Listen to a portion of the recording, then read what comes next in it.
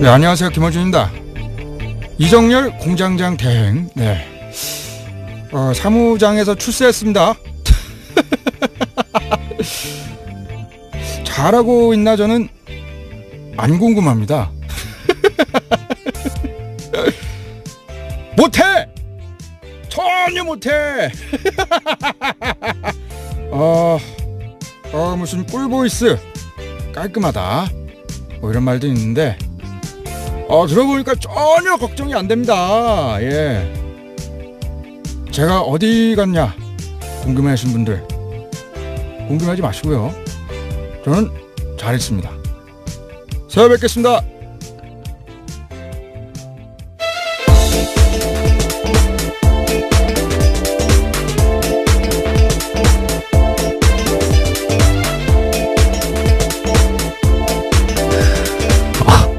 예, 시사인의 김은지입니다.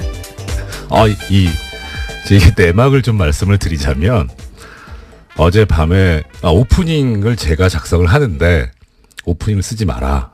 그래서 겁이 덜컥 난 거예요. 하도 오프닝 때 사고를 치니까 못하게 하는구나. 야, 언론 자유 탄압하는 뉴스공장 각성하라 이거 준비했는데 따로 준비를 하셨다 그래서 이거였군요. 예. 지금 공장장의 네. 목소리를 따라한 네. 분이신 거죠? 저 잘 모르겠습니다. 네, 웃음소리에 포인트가 있는 것 같은데요. 예. 예, 절대로 동감할 수 없습니다. 네. 자, 바로 들어가죠. 이게 굵직굵직한 소식들이 지난밤에 이제 많이 나와서 오늘 저도 또 말씀드릴 부분들이 있어서 네, 달려보겠습니다. 자, 공장문 열겠습니다. 가시죠. 네. 첫 번째 소식이요. 조윤선 전 장관에 대한 구속영장이 기각됐습니다. 조 전 장관은 청와대 근무 시절에 박근혜 정부 국정원에 특수활동비를 상납받은 혐의로 구속영장이 청구됐는데요. 서울중앙지법 오민석 영장전담 부장판사가 기각한 겁니다. 네. 사유는 다음과 같은데요. 수수된 금품의 뇌물성 등 범죄 혐의에 대해서는 다툼의 여지가 있다라는 거고요.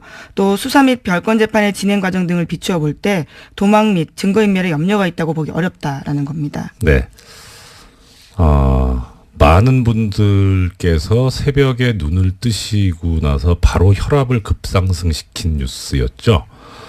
근데 이 좀 송구스러운 말씀인데 저는 이거 좀 예상이 되는 거였어요. 어제 그래서 말씀을 좀 드리기가 좀 조심스러웠었는데 일단 이거 1인 2역을 할 수도 없고 네, 예. 영장 전담 다시 수석으로서 이게 미니 예, 인터뷰를 좀 하셔야 될 것 같아요. 본연의 업무로 돌아가서 네. 지금 그 조윤선 전 장관에 대해서 구속영장 청구가 기각이 되면서 영장 청구 기각 사유를 밝힌 게 아까 김 기자님께서 말씀드린 내용대로입니다. 수수된 금품의 뇌물성 등 범죄 혐의에 대해서 다툼의 여지가 있다. 그러니까 항상 말씀드리지만 다툼의 여지가 있다 이 말씀은 피의자가 주장하는 내용이 그대로 밝혀진다면 무죄가 선고될 가능성이 있기 때문에 그래서 이런 경우에는 범죄 혐의가 제대로 이제 나중에 유죄가 선고될 거라고 확 어느 정도 인정되지가 않기 때문에 그래서 구속할 수 없다는 그런 이유인데요. 그 근거가 된 게 이제 수수된 금품의 뇌물성. 조윤선 전 장관이 정무수석 시절에 돈을 국정원으로부터 받았는데 이게 그럼 뇌물이 아니라는 거냐? 네, 이게 이 상식하고 또 좀 어긋날 수 있는데. 네, 매달 500만 원씩 5천만 원 가량의 돈을 받았다라고 그렇죠. 합니다. 예. 이 정무수석이라고 하는 자리하고 국정원, 국가정보원이라고 하는 데하고 조직하고 비교를 해보면요. 우리가 일반적으로 뇌물이라고 생각을 할 때 어떤 경우냐면 내가 이러이러한 현안이 있는데 당신이 그거를 해줄 수 있는 자리에 있으니까 이것 좀 해줘라 하면서 금품을 주는 거잖아요. 그러면은 국가정보원 입장에서 볼 때 정무수석한테 그런 청탁을 할 만한 사유가 뭐가 있을까? 사실 따져보면 없어요. 그래서 이제 이 만약에 뇌물을 주는 상대방이 대통령이면 이거는 뇌물이 되죠. 왜냐하면은 국가정보원의 인사권을 대통령이 가지고 있기 때문에 그래서 인사청탁한다는 그런 어떤 포괄적인 직무 관련성을 가지고 줄 수 있는데 이건 약간 좀 약간 그렇다라는 생각을 했었어요. 근데 그 전에 이게 처음에 문제가 됐던 그 사안이 뭐였냐면 문고리 3인방에 대해서 이걸로 이제 뇌물로 구속영장 청구가 있었는데 그때 사실 좀 걱정이 됐었거든요. 엄밀하게 말하면 국가정보원하고 문고리 3인방하고 또 이게 관련이 없는데. 네, 그런, 뇌물에 대한 대가성에 대한 부분이죠. 그렇죠. 예, 직무 관련해서. 근데 그게 어떻게 해결이 돼서 영장이 발부가 됐냐면 이 박근혜 전 대통령 시절에 청와대 구조가 워낙 특이했었기 때문에 원칙적으로 법률적으로 보자면 비서관은 아무 이런 직무 관련성이 없지만 이 사람들을 통하지 않고서는 갈 수가 없어요. 접근이.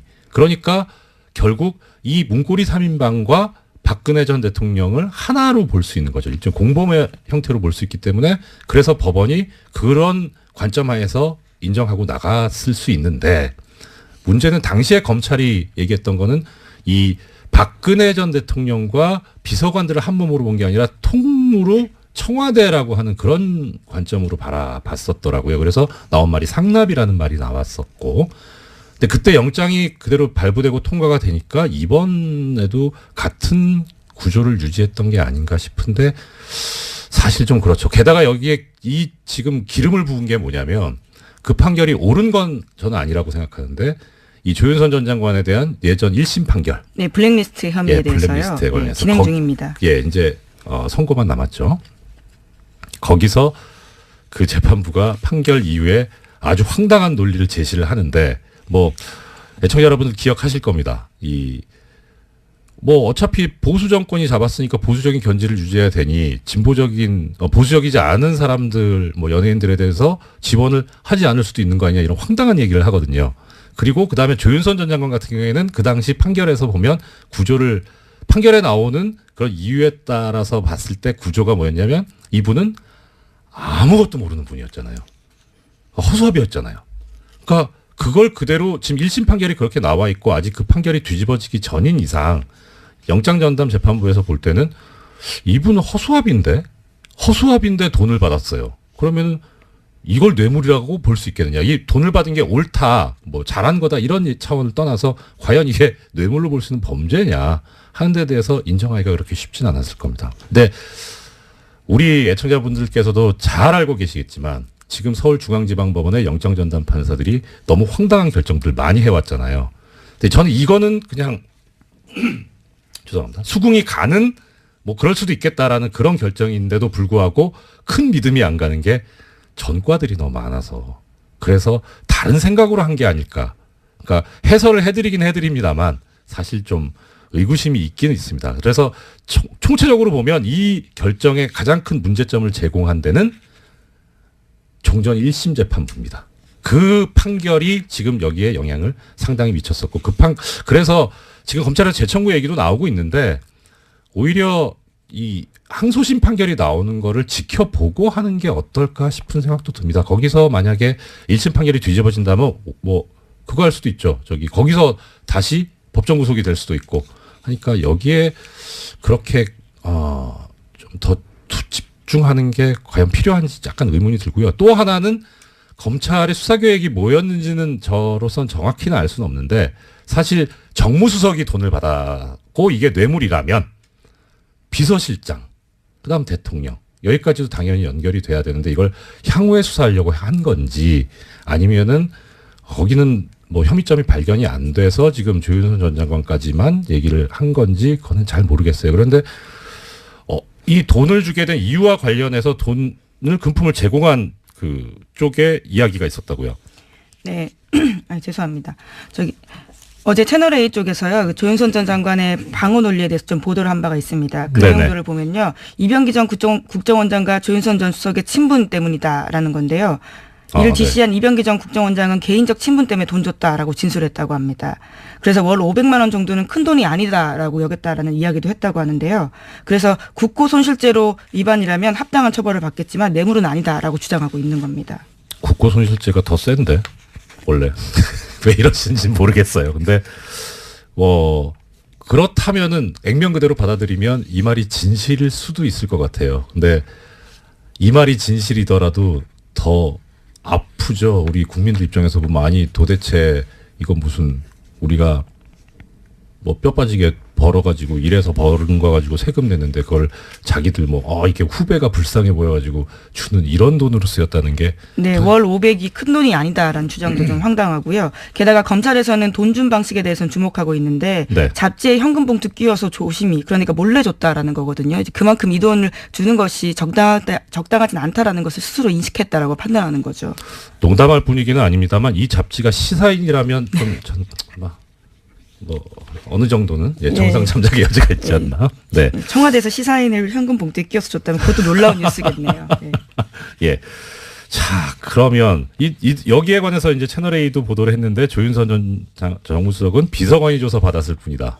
예, 결국은 또다시 허수아비 논리를 이야기하고 있는 건데요. 네. 그냥 줬으니까 받았을 뿐이고 이것이 위법한지 몰랐다라는 주장을 하고 있습니다. 그래도 나름 아시는 분들은 아실 텐데 조윤선 전 장관이 저랑 사법연수원 동기거든요. 이분이 연수원대 아니랬는데 갑자기 정치계로 들어가서 허수아비가 되셨는지 왜 이렇게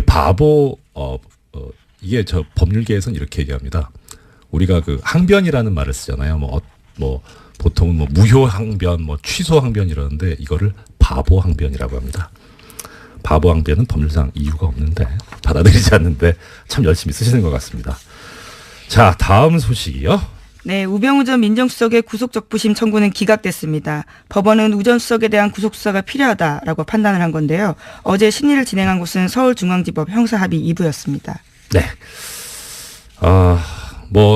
애청자 여러분들 다 검색해 보셨으니까 아시죠? 이우철 부장판사, 그 심리로 열려서 결국 적부심 청구가 기각이 됐어요. 그래서 어제 기각될 것 같다고 말씀을 드렸는데, 예, 적중하셨네요. 그렇죠.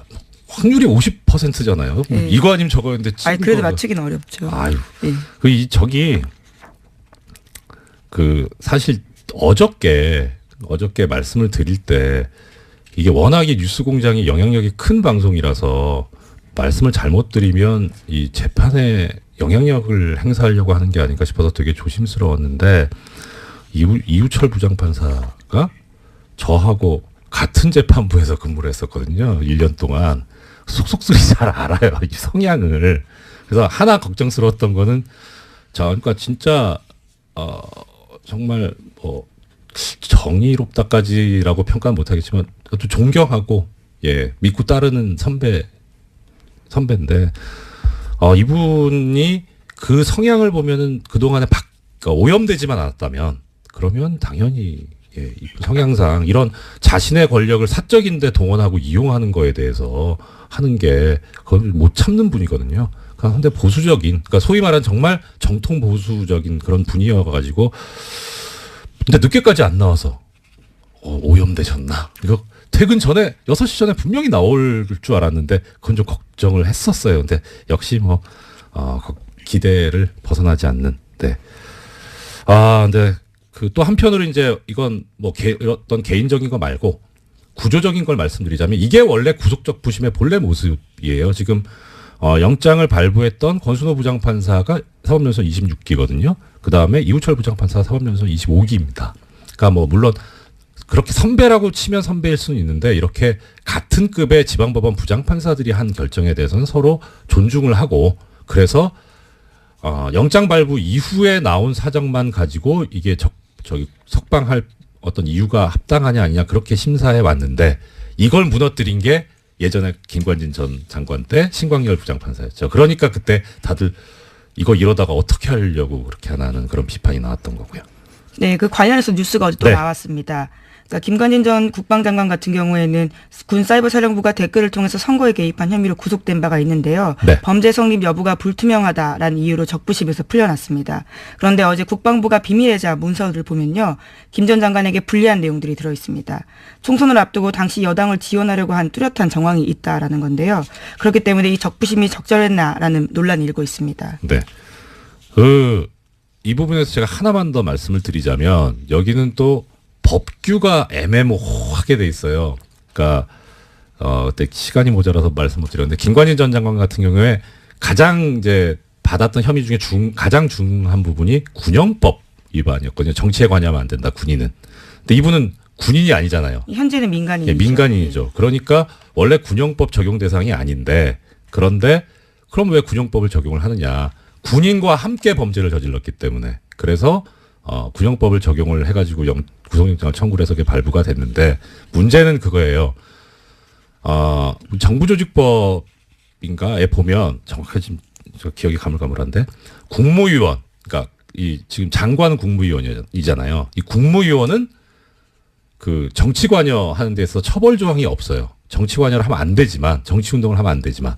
그래서 정무직 공무원의 경우에는. 그러니까 군형법에 따르면 원래 자기가 적용받는 그런 법인 국가공무원법이죠. 국가공무원법에 의하면 처벌 대상이 아닌데 공범이 되면 처벌받는 게 말이 되냐라는 논리를 들이댔던 거고 그게 먹혔었는데 재밌는 거는 2006년도에 이 비슷한 판례가 하나 있었어요. 대법원 판례가. 아마 그게 상당히 참고가 됐었을 거다라는 생각은 들긴 하지만 나중에 법이 바뀌어가지고 그래가지고 그것도 처벌의 대상이 된다고 바뀌었었는데 그 바뀐 법을 몰랐을 리가 없는 것 같은데 바뀌기 전 법을 적용해서 그래서 당시에 그래서 지금 조금 전에 말씀하셨던 거죠. 범죄 성립 여부가 불투명하다 해서 석방을 했는데 안 불투명합니다. 투명합니다. 범죄됩니다 이거. 네, 게다가 계속해서 증거들이 나오고 있어서요.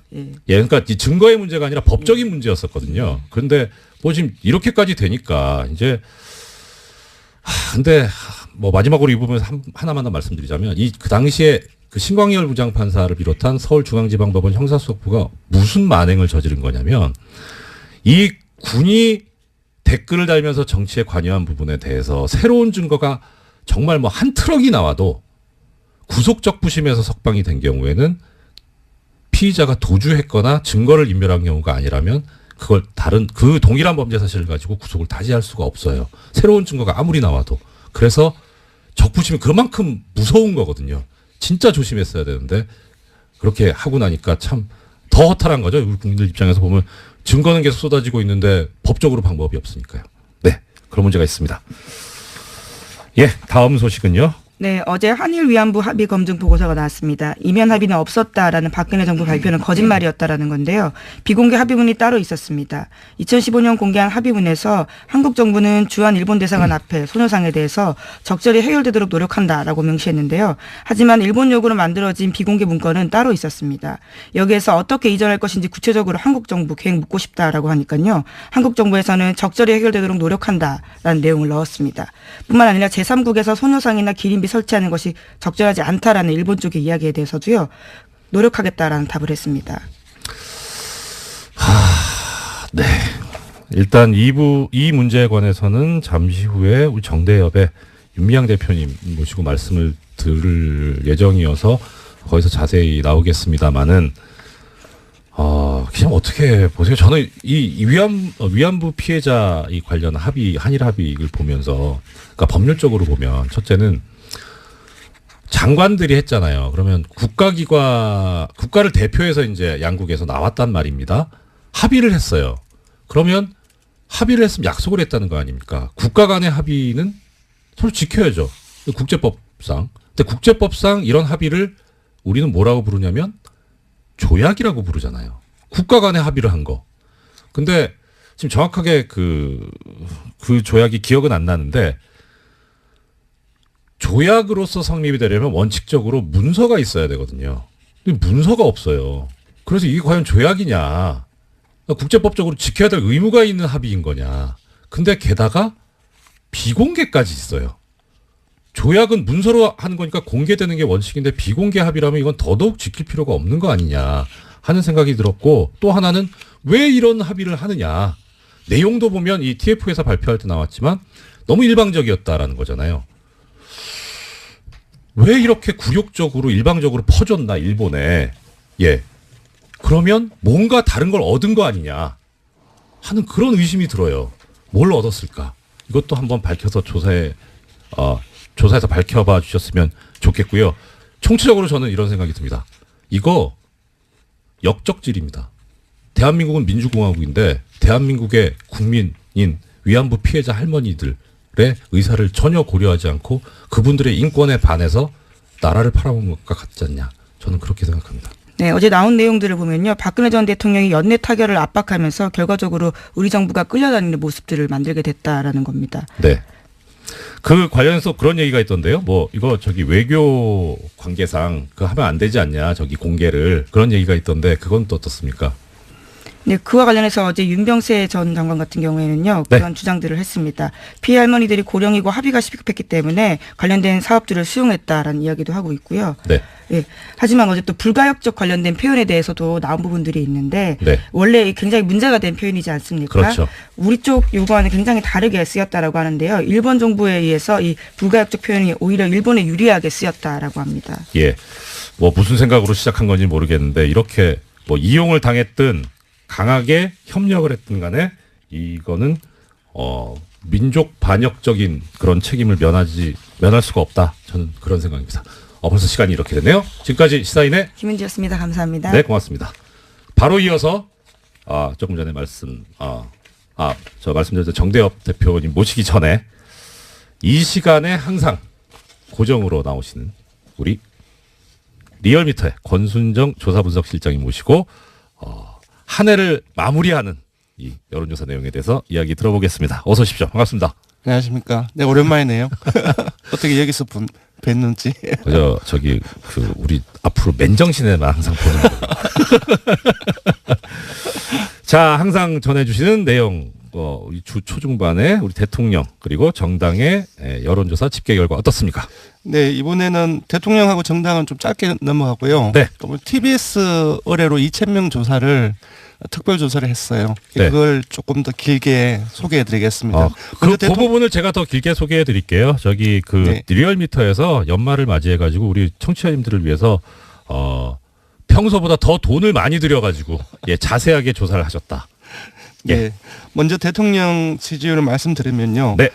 지난주 주간 집계 대비 2.2%포인트 하락해서 네. 67.7%입니다. 부정평가는 0.6%포인트 상승해서 25.7%입니다. 네. 지난주 금요일 날 일간이 71.7%였는데요. 우리 성탄 연휴로 해서 월요일까지 쉬었잖아요. 그래서 그렇죠. 26일 날 첫 조사했는데 26일 날 70.3%로 빠졌습니다. 네. 그리고 어제 27 수요일에 67.7%로 다시 빠졌습니다. 네네. 무슨 일이 있었는지 좀 봤더니 예. 그 제천에 직접 방문을 하시지 않았습니까? 예. 그 이후로 조금 많이 올랐어요. 네. 근데 며칠 지나는 동안에 언론이라든지 야권에서 제천 화재 참사에 대해서 정부 책임론을 상당히 길게 들고 나왔습니다. 이런 부분들이 있었고요. 그리고 극우 인터넷 매체에 청와대 직원 탄저균 백신 접종 보도 있었고 네. 또 여기에 꼬리를 물고 일부 보수 언론에서 북한의 탄저균 공격 가능성 이런 보도까지 많이 양산되어 있었습니다. 네. 이것이 26일까지 있었는데요. 이것과 함께 임종석 실장 중동 특사 공세도 상당히 길게 지금 아직까지 끌고 진행되고 있고요. 네. 이런 다양한 어떤 요인들이 영향을 미친 것으로 보입니다. 지금 실장님 말씀해주신 그런데 이 다양한 요인들을 보면 네. 다 가짜 뉴스 아닙니까 이거 다? 가짜 뉴스로 인해서 물론 뭐 그거야 뭐 판단은 이제 이 여론조사에 응하시는 또 국민 여러분들께서 하시겠습니다만은 가짜 뉴스로 인해서 이런 그것이 영향력을 미쳤다는 맞습니다. 것이 좀 언론이 얼마나 중요한 존재고 중요한 역할을 해야 되는지 사실 청와대 직원 500명에게 네. 탄저균 백신 접종을 시켰다 이런 부분들은 사실상 믿기 상당히 힘든 뉴스가 아니겠습니까? 예, 뭐 내부에서도 부정을 했고요. 제가 봤을 때는 이런 부분들은 아마 믿는 사람들은 거의 없을 것 같아요. 네. 그것보다 그 이후에 일부 보수 언론에서 나왔던 예. 탄저균을 매개로 해서 북한의 공격 가능성이라든지 네. 다양한 어떤 반개 언론 보도가 더 큰 문제가 아닌가 싶습니다. 예. 네. 근데 또 그 보도를 한 매체들을 보면 뭐 북한은 사실 못하는 게 없잖아요. 그렇죠. 예, 그 바닷속에서 어뢰를 타고 가서 저 천안함에 부딪히기를 하질 않나. 네네. 예, 그 농협의 그 전산망에 침투해가지고 거래 내역을 막 만들었다 지웠다 하잖아. 사실 그거 어떻게 막습니까? 대책이 뭔지 그 보도를 하는 보수 매체에서 좀 답을 줬으면 좋겠어요. 이게 뭐 여론조사 네. 관련 얘기니까. 전반적으로 지난주, 지난주 해서 네. 언론하고 야당의 공세가 상당히 강화가 되고 있는 것은 분명한 사실인 것 같습니다. 네. 한 가지 짚고 넘어가야 될 것은 제천 화재 참사 그 현장 대통령께서 방문 후에 충청권에서 상당폭 결집을 했습니다. 네. 75.5%에서 80%까지 상승을 했었는데요. 예. 충청권에서 80%를 넘는 것은 잘 보기 힘든 지지율입니다. 예, 이게 네. 좀 조심해서 말씀드려야 되는데 일단 분석 차원에서 말씀드리자면 네. 이 대통령이 직접 현장을 이제 방문해서 했던 이야기. 네. 이런 상황에서는 대통령이 할 일은 욕이라도 먹어야 되는 거다 유가족으로. 네, 그런 말씀을 하셨죠. 얘기가 네. 좀 뭐 인간적으로는 상당히 좀 와닿았던 그런 이야기였었던 것 같고 그래서 그러지 않았을까. 네, 안전 문제를 대통령이 직접 네. 책임질 수 없지 않습니까? 예. 관료 공무원들은 매개가 있고 또 그런 그 인적인 요인뿐만 아니라 시설이라든지 네. 장비라든지 그런 요인이 있는데 그런 부분들 대통령이 한순간에 1년도 안 되지 않았습니까? 다 책임질 수 없기 때문에 네. 아마 대통령께서 그런 말씀을 하시지 않았나 싶습니다. 예. 그리고 더 나가서 좀 이제 화가 났던 거는 아니 이렇게 지금 실장님 말씀하신 대로 장비라든가 인력이라든가 이런 문제가 있는데 여기에 관해서 그럼 빨리 확충을 하고 네. 국가에서 지원을 해줘야 되는데 이걸 예산을 이걸 깎아버리니 예산을 깎아놓고 실제 가가지고는 소방관들의 처우 개선과 이 안전 화재 예방에 관한 법과 제도를 정비하겠다 이런 얘기를 하는 분들을 다 보면서 저분들은 어떻게 저렇게 얘기할 수 있을까? 그렇죠. 또 이 하고. 사안을 가지고서 또 공세로 역으로 또 들고 나오는 그런 부분들이 있기 때문에 네. 사실상 뭐가 뭔지 모르겠어요. 저도. 예. 예, 뭐 하여튼 일단 언론이 설령 가짜 뉴스를 전한다고 하더라도 우리 국민 여러분들께서 정확하게 좀 파악을 하시고 판단을 해주셨으면 좋겠고 또 여기에 진실을 알고 계시는 분들이 쉬지 마시고 여러 군데 전파를 할 수 있도록 그렇게 해주셨으면 하는 그런 생각입니다. 예. 정당 부분 어떻습니까? 예, 정당 짧게 넘어가겠습니다. 네. 민주당도 하락했습니다. 1.2%포인트 하락해서 50.8%이고요. 한국당 역시 소폭 하락했습니다. 0.2%포인트 하락해서 네. 17.6%이고요. 바른정당이 안 대표 척하고 통합 행보를 계속 이어가고 있는데요. 0.7% 발음 잘하세요. 0.7%포인트 상승해서 6.4%입니다. 네. 정의당이 2주째 오름세를 보이고 있습니다. 0.6%포인트 상승해서 5.8%이고요. 국민의당은 여전히 3주째 약세를 보이고 있습니다. 0.1%포인트 하락해서 4.8%입니다. 예, 그리고 이번에 심혈을 기울여서 하신 현안조사. 네, 그 이전에 됩니까? 조사 개요를 알려드려야 되는데 이거 하면 끝나잖아요. 이번 주준조사는 TBS 의뢰로 화요일부터 수요일까지 이틀간 조사를 했습니다. 전국 19세 이상 성인 1,500명을 대상으로 했고요. 유무선 전화 면접과 자동 응답 방식으로 실시했고 네. 표본 오차는 95% 신뢰 수준 플러스 마이너스 3.1%포인트입니다. 응답률은 4.9%였습니다. 예, 청취자 여러분 아시겠습니다만은 오차 범위가 3.1%니까 더하기 빼기 3.1까지 감안해서 네, 생각하시면 그렇게 되겠다는 보셔야 될 것 말씀이죠. 네. 같습니다. 네. 예, 현안 어떤 내용이 있습니까? 예, 이번에는 곧 사실상 국민의당이 분당이 현실화될 가능성이 높은데 네. 분당이 된다고 했을 때 새로운 정당 구도가 만들어지지 않습니까? 예, 예. 이 속에서 과연 정당 지지도가 어떻게 펼쳐질 것인지. 그리고 여기 관심 많잖아요. 네, 예, 또 이걸 그 근거로 내고 이후에 있고. 예. 6.13 지방선거에서 어떻게 펼쳐질 것인지. 네. 근데 그걸 중심으로서 좀 살펴봤는데요. 네. 그러니까 국민의당하고 바른정당이 통합한 정당이 하나 생기고 그리고 국민의당과 바른정당의 통합을 반대하는 네. 주로 이제 호남 의원분들이죠. 그분들의 정치 세력을 집어넣어서 조사를 해봤더니 네. 더불어민주당이 기존의 현재 정당 지지도보다 한 4.2%포인트 빠져가지고 47.4%가 나왔고요. 그래도 높네요. 네. 자유한국당 역시 0.6%포인트 하락해서 17.8% 정도 나옵니다. 네. 근데 여기서 봐야 될 게 국민의당하고 바른정당하고 통합정당이 얼마나 나왔냐면은 12.8%가 나왔는데요. 예. 이것은 통합하기 이전에 국민의당 6.8%, 바른정당 5.6%하고 합친 12.4%보다 0.4%포인트 높은 겁니다. 그러니까 사실상 통합의 효과는 상당히 미미하다라고 봐야 될 것 같습니다. 시너지가 지금 상당히 통합하자는 통합파의 근거인데 네네. 예, 실제 조사상으로는 그렇게 많이 나오진 않는다. 네. 예. 여기서 한 발 더 들어가면 네.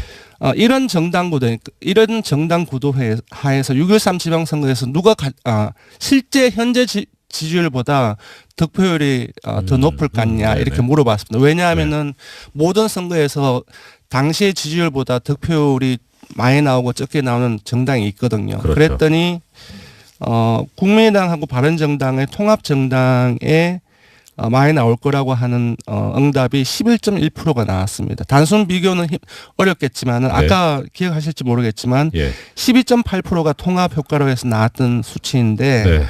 더 많은 득표를 올릴 것이라고 한 응답이 11.1%가 나왔습니다. 줄어든 것이죠. 줄어든 거죠. 예. 네. 거참. 그 지금 조사 주시 그럼 더 올라가는 당은 어느 당이? 그러니까 사실상 이걸로 해서 뭘 알 수 있냐면은 네. 지금 현재 국민들 이 초반기에 쇼텀의 어떤 그 양당의 통합 효과하고 이후에 지방선까지 이어질 어떤 그 시너지 효과를 에 대한 전망을 이제 보는 것인데요. 네. 그것이 사실상 긍정적이지 않다라고 해석해야 될 것 같습니다. 예. 그럼 이 부분에 있다가 나오실 박지원 대표께 여쭤봐야 되겠네요. 예, 이 부분에 관한 조사 결과는 어떻습니까? 네. 이번 특집 조사는 TBS를 어제 하루 동안 실시했습니다. 전국 19세 이상 성인 2,029명을 대상으로 실시했고요. 무선 유선 자동 응답 방식으로 실시했습니다. 표본 오차는 95% 신뢰 수준 플러스 마이너스 2.2%포인트, 응답률은 4.1%였습니다. 예, 현안 조사까지 하신다고 너무 고생 많으셨고 한 해 동안 좋은 소식 전해주셔서 고맙습니다. 지금까지 리얼미터의 권순정 조사 분석 실장님이었습니다. 감사합니다. 고맙습니다. 예, 조금 전에 권순정 조사 분석 실장님 나오셨었는데 우리 1972님께서 오늘 말이 너무 꼬이신다. 마치 전날 마신 술이 덜 깬 것 같다. 이렇게 문자를 주셨는데요. 약주를 어제 드신 건 아니고 어제 밤을 새셨답니다. 일 때문에. 그래서 연말을 맞이해서 이제 조사해야 될 게 많아가지고 그래서 끝나고 나서 나가시면서 한숨을 푹 쉬더라고요. 워낙 긴장을 했는데 많은 응원 부탁드립니다. 자, 아까 말씀드렸던 대로 우리 위안부 문제와 관련해서 한일 간에 이면 합의가 있었다. 화가 나가지고. 자, 많은 국민들께서도 분노하고 계시는데요. 일본과의 굴욕적 죄송합니다. 목이 메이네 이 부분은. 네, 굴욕적 합의도 문제지만 합의 이후에 우리 정부가 이 할머님들과 국민들을 속여왔다. 이 충격을 주고 있는데 전문가이신 우리 한국정신대문제 대책협의회 상임대표이신 윤미향 대표님으로부터 이 문제에 대한 입장과 해설을 직접 들어보겠습니다. 반갑습니다, 대표님. 네, 안녕하세요. 네. 이런 일이 있어서 또 만나네요, 그죠? 그러게 말입니다. 자, 바로 네. 중요한 문제고 들어봐야 될 말씀들이 많으니까 바로 가겠습니다. 자, 1억으로 벌써 지금 합의가 나온 지 이제 2년째 되는 날인데 어제 그 보고서 특히 이면 합의 여기에 대해서 어떤 입장을 가지고 계십니까? 참담했죠. 예. 그러니까 지난 2년의 시간이 주마등처럼 지나갔고요. 그 뒤에 한일 합의 이후에 있었던 저희 정부에 대한 탄압이라든가 또 저희들이 해외 캠페인을 다니고 평화비를 세우고 할 때마다 보였던 일본 정부의 비상식적인 대응들, 그게 한일 합의 이전과 이후가 너무나 확연하게 달라진 그런 모습들. 그게 다 이면 합의였구나. 네. 한국 정부의 그런 어떤 발언 속에서 국제사회에서조차도 성노예라는 말이 사라졌던 것. 네. 상상할 수 없었거든요. 네네. 근데 일본 정부가 그 뒤에 뭐라고 얘기했냐면 성노예라고 하는 것 합의에도 포함되어 있지 않았었다. 이런 내용을 한번 해서 제가 깜짝 놀란 적이 있어요. 그런 일이라든가 평화비가 그 해외에 건립될 때 해외 단체들이라든가 특히 해외 한인 단체에다가 공문을 보냈다, 외교부가. 해외에서 소녀상을 세우는 일에 해외 한인 단체들은 관여하지 말라라든가. 어느 나라 정부입니까? 그러니까요. 그런 여러 가지 일들이 있었어요. 저희들이 비상식적으로 느껴질 만큼 그런 일들을 보면서 분명히 뭔가가 있다. 그래서 한국 정부에게 이면 합의가 있지 않느냐라고 했을 때 뭐라고 얘기냐면 그런 거 없다. 그러면서 저희들에게 오히려 질책했거든요. 너희들 왜 그러냐는 식으로. 근데 결국은 이렇게 증거로 드러나고 보니까 눈물도 나고 참담하고 야, 이게 진짜 우리가 어떤 대한민국에서 살았던 건가. 우리도 이런데 피해자들은 얼마나 고통스러웠을까. 사실은 뭐 저희 김복동 할머니가 지금 계속 자리에서 못 일어나고 있는데 예, 좌절과 예, 예. 억울함 때문에 그렇습니다. 그 문서에 그 이변합의에 보면 이제 뭐 정대협 얘기도 나와 있습니다. 시민단체가 불만을 제기할 경우에 한국 정부가 설득하기로 했다. 네. 그건 정말 정말 어떠셨어요 기분이? 부끄럽기도 했고요. 아 예. 제가 이런 나라에 산다라는 게 예. 아니 한 나라의 NGO의 활동에 대해서 예. 그거를 다른 나라 정부에다가 그것도 관계국에다가 네. 같은 문제를 가지고 있는 관계 상대국에다가 우리나라 NGO를 설득하겠다. 그 얘기는 설득해서 듣지 않으면 탄압하겠다는 얘기로 들리는 거죠. 그렇죠. 그 뒤에 일어났던 여러 가지 일들 일본 정부는 얼마나 웃고 있었겠어요. 그러니까요. 그러니까 자기네들 일본 정부 입장에서 봤을 때도 제가 그 얼마 전에 일본 오사카를 갔을 때 공항에서 약 30분 동안 조사를 당하고 그런 적이 있었는데 예. 너무나 당연한 거죠. 니네 나라도 그러는데. 니네가 약속했잖아요. 그렇죠. 그런 예. 거죠. 그러니까 그런 일들이 이면 합의 속에서 정대협이 그만한 단체였나 봐요. 저희 실무자가 5명, 6명, 저 대표 포함해서 6명이 올인해서 정말 이 일을 하고 있는데 할머니들 찾아가고 나라를 찾아다니고 유엔을 찾아다니고 이런 일들을 하고 있는데 이게 이 나라가 NGO를 지원하고 뭐 할지는 못할 망정. 예, 대표님 근데 정대협이 중요한 단체인 건 맞습니다. 예, 그거는 인정하셔야 됩니다. 예. 자, 그리고 또 많은 국민들께서 분노하고 있는 부분이 겁니다. 불가역적 해결이라고 하는 그 부분.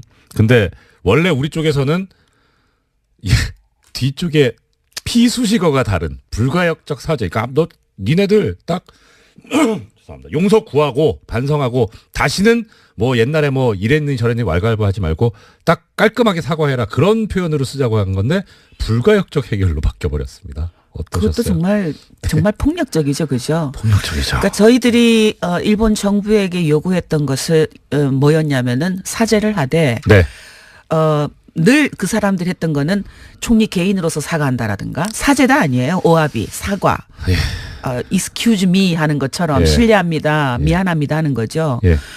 그러니까 사과하고 그다음에 또 그런 일이 없었다. 왜냐하면 개인적으로 한 것이기 때문에 네네. 그런 일을 저희가 20년이 넘게 계속 겪었기 때문에 네. 번복할 수 없는 방식으로 사과를 하라, 사죄를 예. 하라. 그게 예. 내각 결의 방식이든 국회 결의 방식이든 그것을 요구해 왔어요. 그렇죠. 그랬더니 사죄가 번복할 수 없는 방식이 아니라 예. 피해자들의 요구도 담아져 있지 않은 뭐 이게 애매모호한 반성에 뭐 도대체 예. 저 내용이 무엇이 하는 그런 애매모호한 본질에다가 불가역적인 해결이다라는 표현을 담은 것. 근데 무엇보다도 저희가 이해가 안 가는 것은 왜 한국 정부는 네. 원래 처음에 제기할 때는 번복할 수 없는 불가역적 사죄를 요구했다가 일본 정부가 거꾸로 불가역적 해결을 요구하고 예. 사죄 앞에는 불가역적이 빠지거든요. 네네네. 그러니까 그것을 받아들일 수밖에 없었을까? 오, 얼마나 무능했길래. 그러니까 왜 그런 걸로 혹시 생각하고 저희가 아직 모르겠어요. 뭐 그래도 계속 이쪽에 일을 해오셨으니까 뭔가 일련의 정부의 어떤 행동이나 이런 걸 보면 뭐 이렇게 좀 짐작 가는 거 그냥 단지 없어요? 저희들이 지금 추측하는 것은 저는 네. 맥락으로 미국의 압력이 가장 컸고 네. 왜냐하면 박근혜 정부가 자초한 거였죠. 예. 위안부 문제에 대해서 피해자와 국민이 납득할 수준의 어떤 해결을 갖고 오지 않으면 나는 아베와 정상회담을 하지 않겠다. 아베 그러니까 정권에 대해서 박근혜 네. 정권이 가장 처음에 던졌던 예. 그 아주 피해자들은 전혀 예. 원하지 않았던 예. 올인한 거죠 말하자면 예. 예. 외교 경제 모든 문제를 외교를 위안부 문제와 예. 그러니까 그렇게 해놓고 보니까 미국의 입장에서 봤을 때는 한미일 군사 어떤 협력을 통해서 미국이 갖고 있는 아시아 태평양 전략을 제대로 수행해 나가야 되는데 이 둘이 만나지 네. 않겠다라고 하니까 답답한 거죠. 싸우자는 거냐? 그런 거죠. 느낌이죠. 그러니까 이제 관계 개선을 요구를 했고 결국은 자국의 나라도 아닌데 네. 남의 나라가 미국이라는 나라가 한국과 일본의 역사 문제 그것도 인권 문제에 개입하게 하는 그런 동기를 박근혜 정권이 부여한 거죠. 빠져나갈 수 없는. 실제 그렇게 하려고 했는지 의사는 모르겠지만 일단 액면상으로는 너무 강하게 나가놓으니까 오히려 그것이 역으로 퇴로를 막아버린 상황. 그런 거죠. 예. 정말 위험한 길을 걸었던 거죠. 저는 그 말이 처음 나왔을 때 정말 그럴까라는 생각까지 했었는데 그때는 어떠셨어요? 저희들은 그때 왜냐하면 합의가 딱 발표되고 나서 그 전에 있었던 여러 가지 의심되는 일들이 네. 쭈르륵 줄기가 엮여지기 시작했어요. 아. 근데 지금도 마찬가지로 줄기가 쭈르륵 엮어지는데 예. 합의가 그러니까 2015년을 들어서기 전까지는 한일 국장급 협의를 진행을 하면서 그때는 피해자들하고 설명도 하고요. 네. 피해자들이 8.15 관련해서 서한을 전달하러 가면 국장이 직접 나와서 할머니들에게 지금 진행을 하고 있는데 네. 우리는 할머니들이 요구하는 것처럼 번복할 수 없는 방식의 사죄라든가 법적 책임 인정이라든가 이런 걸 요구하고 있는데 일본이 전혀 반응을 하지 않고 있다라는 얘기를 들었어요. 네. 근데 2015년 이번에 이제 드러난 거죠. 고위급 회담으로 갈 즈음 네네. 그때 이미 불가역적이라는 걸 결정을 하는 거잖아요. 그 전부터는 모든 것이 비밀로 저희들이 아무리 얘기를 해도 외교부는 모르고 있었어요. 그러니까 이번에 보니까 외교부가 결국은 허수아비였구나. 예. 진짜 몰랐구나. 예. 모든 것이 청와대와 안기부 국정원이 이것을 기획하고 준비하고 있었구나 하는 것이 드러난 거죠. 그러니까 보면 외교부는 우리 피해자 할머니들에 대한 립서비스 담당. 그런 거죠. 예. 네. 아니 국가기관이 이렇게 한 거에 대해서 이제 와서 그렇게 드러났고 보셨는데 이거 어떤 책임을 물어야 한다. 어느 정도 책임져야 된다. 어떤 생각이세요? 그 허수아비 역할을 하면서 외교 장관의 역할을 했던 윤병세 장관 지금 그만두셨지만 네네. 저는 사직이 그러니까 뭐라고 그러죠? 이 자리가 그러니까 끝나는 게 아니라 네네. 네. 명확한 책임은 물어서 예. 추궁해야 된다고 봅니다. 네. 왜 그렇게 방치했는지 예.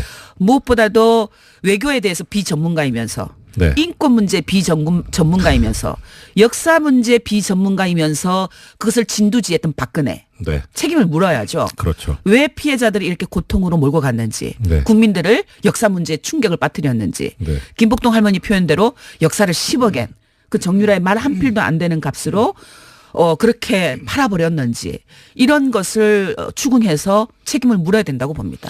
추가돼야 되겠죠. 어떤 이제 국민들께서 이런 말씀들을 하셨어요. 처음에는 그러니까 이 위안부 피해자 할머니들 이 문제에 관해서 처음에 이제 그렇게 강하게 이 일본과의 정상회담도 안 하겠다 뭐 이런 식으로 강하게 나가니까 박근혜 정부에서 또 여성 대통령이 되니까 이 부분은 좀 다르구나 공감을 하는구나 이런 얘기가 나왔었어요. 근데 사실은 또 그렇게 보는 분들도 있었겠죠. 네, 역시 좀 다르다라고 네, 네. 그렇게 시작을 받겠죠. 근데 저희들은 걱정을 하기 시작했어요. 네. 저 선언은 오히려 피해자들에게 희생을 만들어낼 수 있을 텐데. 물론 이제 뭐 해외 언론들이나 방송이 저희들에게 그 입장에 대해서 어떻게 생각하느냐라고 네네. 인터뷰를 할 때는 저도 그때는 외교를 약간 했던 것 같아요. 뭐 대통령의 뜻이 그만큼 강하다는 거 아니겠습니까? 예. 그런 식으로 이야기를 하면서도 그러나 걱정입니다. 예. 라는 얘기를 할 수밖에 없었는데 네. 사실은 위험한 길로 들어선 거였죠. 그렇죠. 그건 바람직한 일이 아닌데 저는 좀 걱정이 지금 정부도 그러니까 일본이 지금 거꾸로 이제 아베가 그걸 올인하고 있거든요. 네. 위안부 문제와 모든 외교를 그 하나로 예, 예. 원 트랙으로 지금 하고 있거든요. 네. 뭐 위안부 안 하면 모든 걸 안 하겠다고 하는 거잖아요. 예. 위안부 안 하면 평창도 안 하겠고 위안부 안 하면 너희들 안 만나겠다라는 거잖아요. 그러니까 거꾸로 그렇게 하고 있는데 이제 문 말씀 정부가 주셨는데 저희 일부 네티즌들은 그렇게 얘기합니다. 일본에서 그렇게 얘기하니까 하지마, 오지마 이런 얘기도 하고 있습니다. 이제 예, 그런 얘기 예, 볼 예. 때마다 저는 이제 댓글을 할 수가 없는데 네네. 또 현실이라는 게 정치라는 게 그럴 수가 없잖아요. 예, 그건 네, 그렇죠. 외교가 모든 뭐 위안부 문제만 있는 것은 아니고 풀어야 되는 건데 그건 정부가 지혜롭게 풀어야죠. 예. 네. 시간이 부족한데 꼭 여쭤보고 싶은 말씀 한 두세 개만 더 여쭤보겠습니다. 먼저 자 이제 그러면은 대표님께서 보시기에 이거 이제 어떻게 해결했으면 좋겠습니까? 답은 이제 나왔잖아요. 예. 정부가 무엇을 해야 될지 네. 한일 합의가 폐기돼야 되는 건 맞고 네. 근데 폐기되기 위해서 어떤 절차를 거쳐야 되느냐. 네. 지금 피해자들이 가장 불편해하고 있고 국민들이 힘들어하고 있는 그 10억엔을 어떻게 반환할 것인가. 네. 그리고 화해치유재단을 해산하는 과정을 네. 밟아가야 되는 것 예. 사실은 어려운 문제예요. 뭐 정치가 그 대통령은 더 골치 아프겠죠. 외교장관은 더 골치 아플 것이고. 근데 어떻든 해야 되는 숙제이니까 저는 이것을 계속 시간을 끌고 이걸 유지해 나가는 것은 1년, 2년, 3년, 1년 만에 끝날 수 있는 외교의 어떤 그 갈등 갈등을 10년, 20년 계속해서 남겨주는 역할을 할 수 있다고 생각을 예. 합니다. 예. 그러니까 지금 이런 TF팀의 결과 발표가 나왔을 때 정부가 이것을 근거로 해서 뭐 명확하잖아요. 국민들도 지지할 것이고 일본과 어떤 재협상이라든가 이런 건 지금 당장 어렵더라도 예. 대외적으로 대내외적으로 합의에 대한 명확한 정부의 입장 입장은 표시해야 그리고 된다. 위안부 문제가 어떻게 해결해야 된다. 그건 피해자 중심. 정대협의 임미영 대표님이었습니다. 뉴스공장의 정치 9단 주 국민의당 박지원 전 대표님 스튜디오에 나와주셨습니다. 반갑습니다. 진짜 반갑네요. 제가요 예, 법사위원입니다. 네네네. 제가 법사위에서 우리 이정열 판사 예. 얼마나 옹호했는지 아세요? 뭐 청탁 드린 변호사비 것도 내세요, 아닌데. 아무튼. 예, 청탁 드린 것도 아닌데. 청탁은 안 했지만은 예, 정의롭게 했죠. 예, 그러니까 잊지 이제 않고 변호사로 있습니다. 돈 버니까 지금 변호사 아닙니다. 아직 안 해요? 네. 오. 아직 지금 사무장. 아직이라고 하기면 사무장에서 할 것 같습니다. 네. 사무장 월급이라도 예. 나한테 후원금이라도 보내야 돼요. 대표님 기왕 저기 얘기가 나왔으니까 제가 청탁을 하나 드리자면 여기 이 출연료가 짭짤한 모양이더라고요. 그래요. 예. 그러면은 네. 안 그래도 이 방송이 훨씬 좋아졌어요. 김어준 공장장이 할 때는 이거 엉망이었어요. 그런데 그렇습니까? 굉장히 청취율도 좋고 예. 훨씬 잘한다 하니까 우리 법사위에서 제가 네. 법무부에다 조치를 해가지고 예. 김어준 입국 금지 입국 금지. 이 조치를 하고 그 대신 생활비는 제가 좀 보내주려고 그래요. 이것도 그런 한 배려까지. 1년 만에 안 오면은 네. 교통방송 빵 뜨네. 그리고 그리고 그동안 듣던 그 양반은 말씀, 예. 좀 질이 낮아서 안 해야 돼요. 제가 차마 그 말씀까지는 못 드리는데. 아니 질이 부장판사님은 고질이고 저도 상당한 중질이고 거긴 저질이에요. 그거 우리가 아는데 예. 왜 아느냐. 그것도 제일 많이 들어요. 다녀보면요. 예. 김어준 공장장어 하는 거 재밌게 들었습니다. 아니 우리 전라남도 예. 부산 가도요. 거기까지는 사실 안 들리거든요. 그렇죠. 거기는 라디오로 가는 건 아니죠. 네, 외부로 듣고 뭘로 듣고 다 얘기해. 네. 그러니 이거 주기도 못하고 살리도 못하고 안 나오지도 못하고 나오지도 못하고. 사실 그러니까 저까지 저질돼요. 대표님께서 잘 해주시니까 아니요. 그래서 물론 좋은 저는 건데. 굉장히 훌륭하지만은 네. 내 파트너가 이정열 부장판사 같이 훌륭한 분이 한다면은 고질의 진행자가 한다면은 훨씬 올라가니까 오지 말게 하자. 대표님 근데 고질하신 게 괴질로 들립니다. 오늘 모셨는데 항상 저기 그 대표님 나오시면은 그 김어준 공장장이 이제 안녕하십니까라고 인사를 드리면 안녕하지 못한다고 그렇게 최근에 계속 말씀해 오셨는데 어제 그 가처분 결정도 나오고 해서 정말 안녕하시지 못할 것 같은데 어떠세요? 우리가 가처분은 네. 이 판사 재판장은 네. 오른 눈으로 볼 때, 왼 눈으로 볼 때, 두 눈 다 뜨고 볼 때마다 틀리더라고요. 판결문이. 네. 그래서 재판장은 네. 저처럼 예. 일목요연하게 보는 사람이 재판장이 돼야 되는데 제가 뭐라고 말씀드리지 못해요. 예. 아니 진짜 그래요. 저는 일목요연하게 봐요. 그래서 제가 잘하는 거예요. 어제 그 판결문 내용을 보면 네네. 제가 11년째 예. 이 법사위원을 하고 있기 때문에 부장판사 출신 사무장보다는 제가 훨씬 나아요. 저는 사무장 경력이 아직 이제 3년밖에, 그렇죠. 4년밖에 안 됐습니다. 네.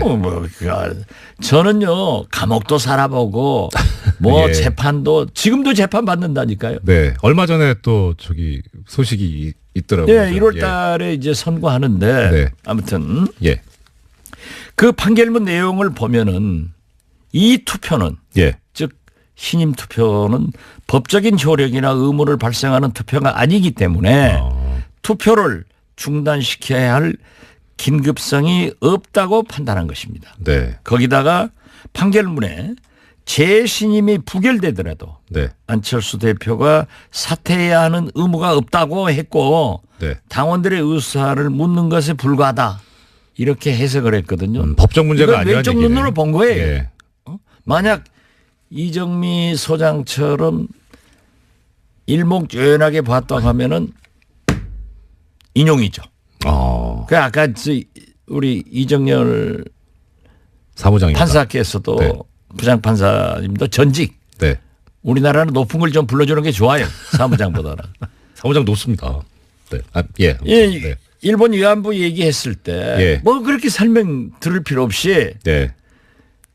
위안부 협상은 파기한다. 네. 이렇게 판결문을 하듯 딱 때려버려야지. 무슨 얘기를 들어요. 필요하죠. 그렇습니다. 자. 기왕 이제 대표님 나오셨으니까 제가 이제 오늘 대표님하고 이제 자리를 한다고 하니까 저 주위에서 여러 가지 이제 이런 걸 여쭤봐 달라고 말이 들어왔는데 그 중에 하나가 이거거든요. 뭐 법적인 것도 그렇고 명분도 그렇고 그렇지만 이 지금 국민의당 내부에서 현재 이제 진행되고 있는 전 당원 투표 이것을 거부하시는 게 질 것 같아서 그러신 거 아니냐. 반대하기 때문에. 네? 반대하기 때문에 네. 이것도 가처분 신청도 했고 네. 만신창이를 만들려고 네. 가처분 신청을 했고 네. 제가 가처분 신청하기 전에 또 법원에 제출하고 나서도 네. 이건 사법부의 판결은 항상 절차상 이런 문제가 있지만은 그것은 정치권에서 정당에서 국회에서 해결하라. 네, 자율권 보장이죠. 네. 그게 이제 공부한 사람들의 학문적 얘기고 판사들의 변명이 딱 그렇게 나온다. 이 개입하기 싫다 예. 하는 거기 때문에 우리는 인용이 되지 않는다. 네. 그렇게 기각된다 예. 하더라도 해보는 거고. 그런데 어제 소득이 있어요. 네네네. 방금 제가 읽었던 그런 예. 내용이 있기 때문에 네. 그래서 우리는 첫째는 반대한다. 예. 그리고 안철수 대표가 당무회의에서 최고위에서 얘기한 것은 통합을 반대하는가 찬성하는가 네. 여기에 대한 전당원 투표를 하겠다고 했다가 예. 바꾸죠. 막상 실제 투표를 들어가서, 예. 하면서는 네. 통합을 찬성하는 안철수를 신임하냐 안 하냐 예. 이런 것으로 바꿨기 때문에 그건 예. 원천적인 무효예요. 네. 그렇지만 이것도 만약에 제가 볼 때는 어제까지 경위적으로 한 15% 투표가 됐거든요. 네네. 그런데 정치권에서 보면은 나흘간 하는데 대개 지지자가 첫날 약 70% 합니다. 예. 예. 오늘 70% 보세요. 정도? 네. 오늘은 툭 떨어질 거예요. 네. 그 충성분자들이 70%를 하기 때문에 네. 많이 하는 거 보이지만은 저는 3분의 1, 33%를 결코 요건을 채우지 못한다 이렇게 보고 있습니다. 예. 제가 아까 드렸던 질문의 취지는 그거였습니다. 그러니까 전 당원 투표, 그러니까 가처분 신청 말고 전 당원 투표 자체를 지금 반대하시는 이유가, 그러니까 이제 아니 투표해서 이기실 것 같으면 찬성하실 텐데 질 것 같으니까 투표했을 때 투표 결과가 그래서 반대하시는 거예요. 그건 아니에요. 네. 우리는 안철수 대표가 거듭 말씀드리지만은 부당한 불법적인 통합을 하려고 하고 네. 오늘 말이죠. 심지어 그 정동영, 네. 천정배 예. 이 세 분이 이현주 네 분이 당대표 나왔을 때 네네. 정동영 후보가 천정배 후보가 물어요. 바른정당과 통합할 것이냐. 그러니까 절대 하지 않는다. 그런 거 하지 않는다. 라는 동영상이 찾아내가지고 지금 카톡으로 돌리고 있더라고요. 그렇습니까? 저도 제 페이스북에 있는데 만약 여기가 지금 예. TV라고 하면은 교통방송은 TV 안 내줘야 돼. 너무 그러면 다른 방송이 죽어요. 아니 저 대표님 저 TV 있습니다. 정봉주 의원이 하는 그 저 품격 시대도 나가고 아니 있고요. 그 뭐 제대로 된 TV를 얘기하는 거예요. 왜냐하면 다른 방송이 죽어 전부 교통방송만 시청하기 때문에. 워낙 훌륭한 방송이죠. 그래 아무튼. 네. 그럼 제가 대통령 되면 해줄게요. 이거 갈등되네요. 아무튼 자, 예. 거기에 보면은 다 그게 나와요. 예. 제가 참 꼭 보여주고 싶은데 예. 들려드리고 싶은데요. 제가 바로 저 카톡 아이디 보내 올리겠습니다. 저는 뭐 거기까지는 못해요. 사실이 아닌 이야기 주장을 하는 이런 것은 도저히 아무에게도 도움이 안 된다고 생각합니다. 편집해야 될 것 같은데요. 자, 그 해당 부분 바른정당과 예. 합당하지 않겠습니까? 이렇게 질문합니다. 네. 합당 추진은 없는 겁니다. 아, 예. 저는 하진 않겠습니다. 보시. 오늘 나오겠네요. 많이 나와요. 기사에. 예. 자, 대표님 그리고 또 하나 이 부분에서 이제 또 제가 받은 질문 중에 하나가 이겁니다. 지금 정치 구단이라고 불리실 정도로 정말 이 정치계를 꿰뚫고 계시는데 한편으로 보면 안철수 대표 같은 경우에 합당을 했다, 탈당을 했다가 분당을 했다가 하는 그런 전과들이 꽤 있었는데 이번에도 그런 일이 또 벌어질 것이다라는 것을 예견하시지 않았을까? 왜 모르셨을까?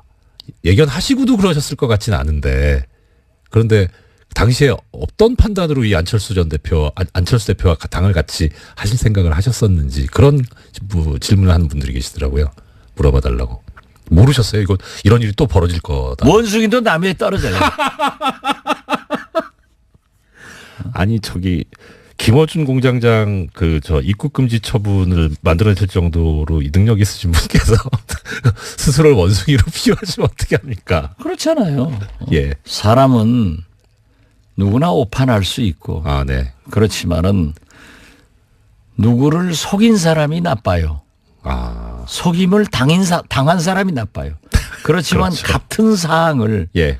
2번 속임을 당하면 네. 속임 당한 사람이 바보고 잘못이에요. 지금 첫 번째 시다 대표님께서는 그런 제가 말씀. 꼭 그렇게 답변해야 우리 이정열 부사가 김어준 공장장한테 가면 많이 됐네. 아니요. 저희 이제 거기 닿지 마세요. 스타일이 정확한 답변을 받아서 조서에 올려놔야 그래가지고 판결문 쓸 때 참고를 할 수 있겠다. 지금 사무장이 무슨 건방지.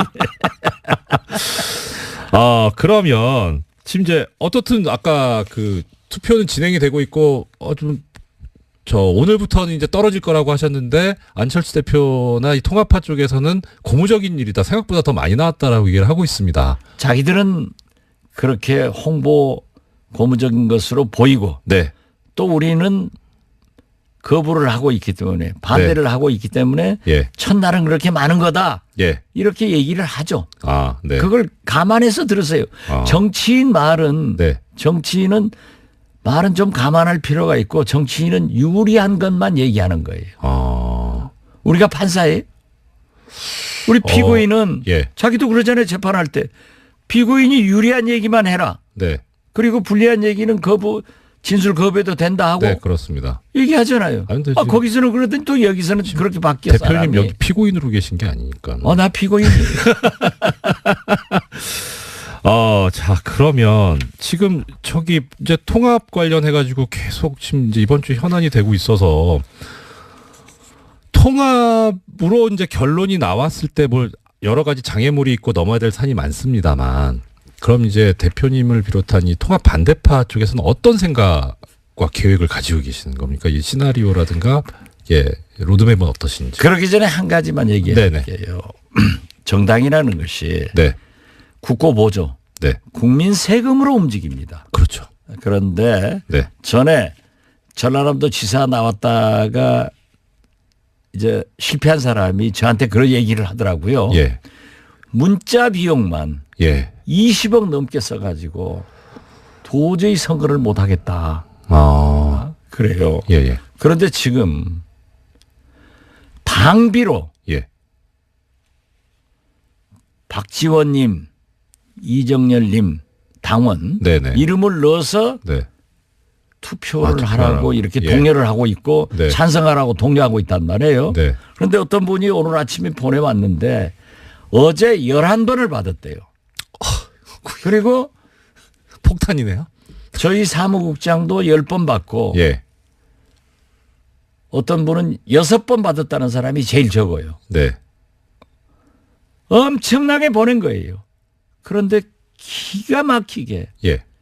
박지원 예. 제 아내한테는 안 보내더라고요. 왜요? 저는 반대하는 걸 아니까. 이래서 과연 그것까지 지금 신경을 쓰고 하고 있다. 과연 그렇죠. 아, 과연 국민이 준 이 국고보조 혈세로 네.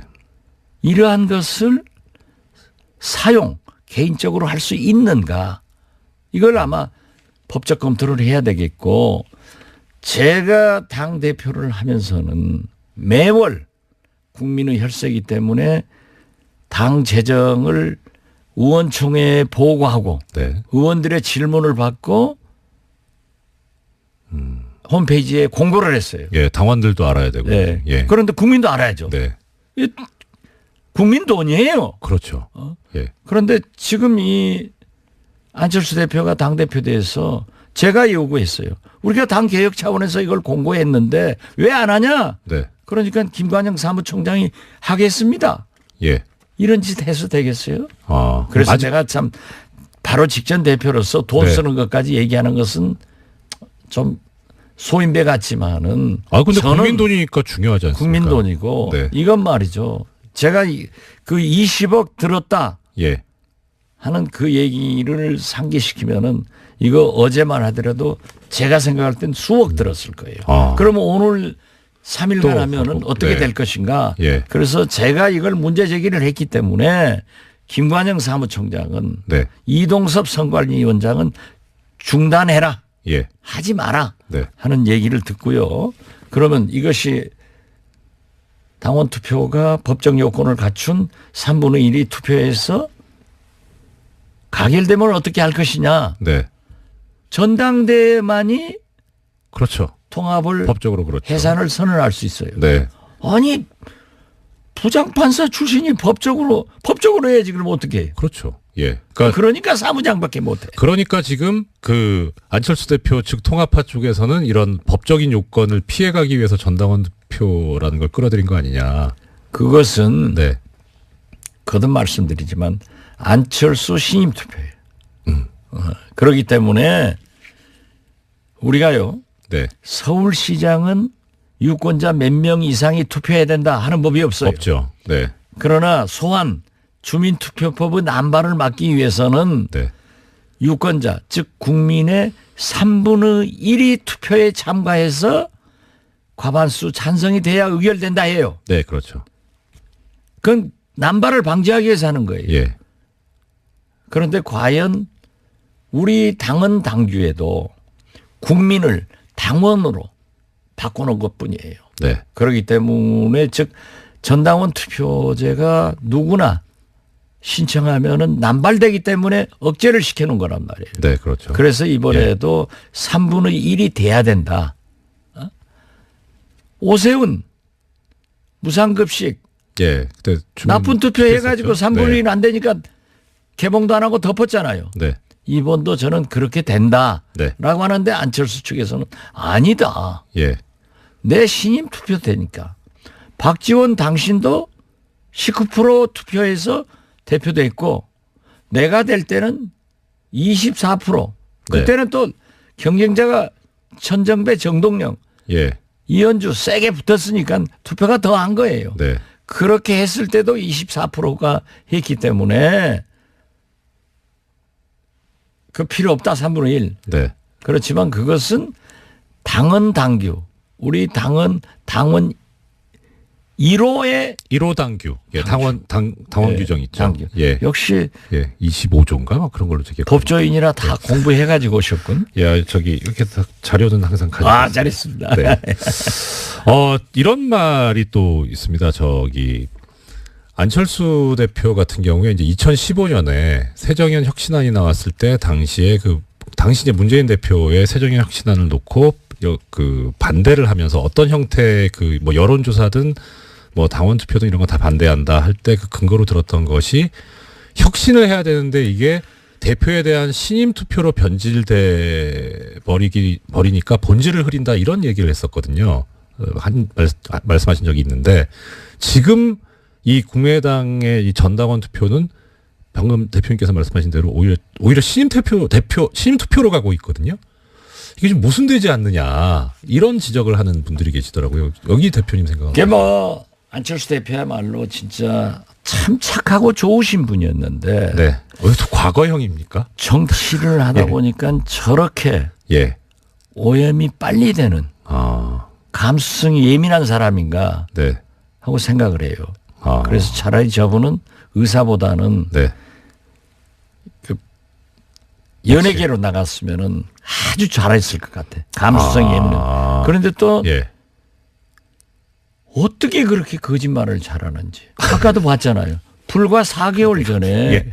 절대 TV 예. 공개 토론에서 후보자들이 질문하니까 네. 통합 안 한다. 그리고 저한테 네. 제가 안철수 대표에게 얼마나 충성을 해줬습니까? 저에게도 선배님 통합 통짜도 안 꺼냅니다. 네. 중진들, 전직 대표, 당원들, 우리 의원총회에서도 통합 통짜도 안 꺼낸다. 네. 그리고 연대나 한번 생각해보자 라고 했던 분이 유승민하고 만나서는 바꿨단 말이에요. 지금 2015년 새정년 네. 신임 투표에 대해서도 반대했단 말이에요. 네. 그 2015년은 2년 전이나 되니까 저도 잊어먹었어요. 아, 시효가 지났다. 아니 그렇게 좀 바꿀 수도 네. 아, 그런 시간이 이게 지났다. 뭐예요? 바로 엊그제하고 예. 저하고 점심 먹으면서 얘기하고 나서 기자한테 가서 2시간 만에 통합만이 살 길이다. 예. 그래서 첫째는 무신분립. 신이 지도자가 신뢰가 없으면 네. 국민이 따르겠어요? 네. 그렇군요. 예.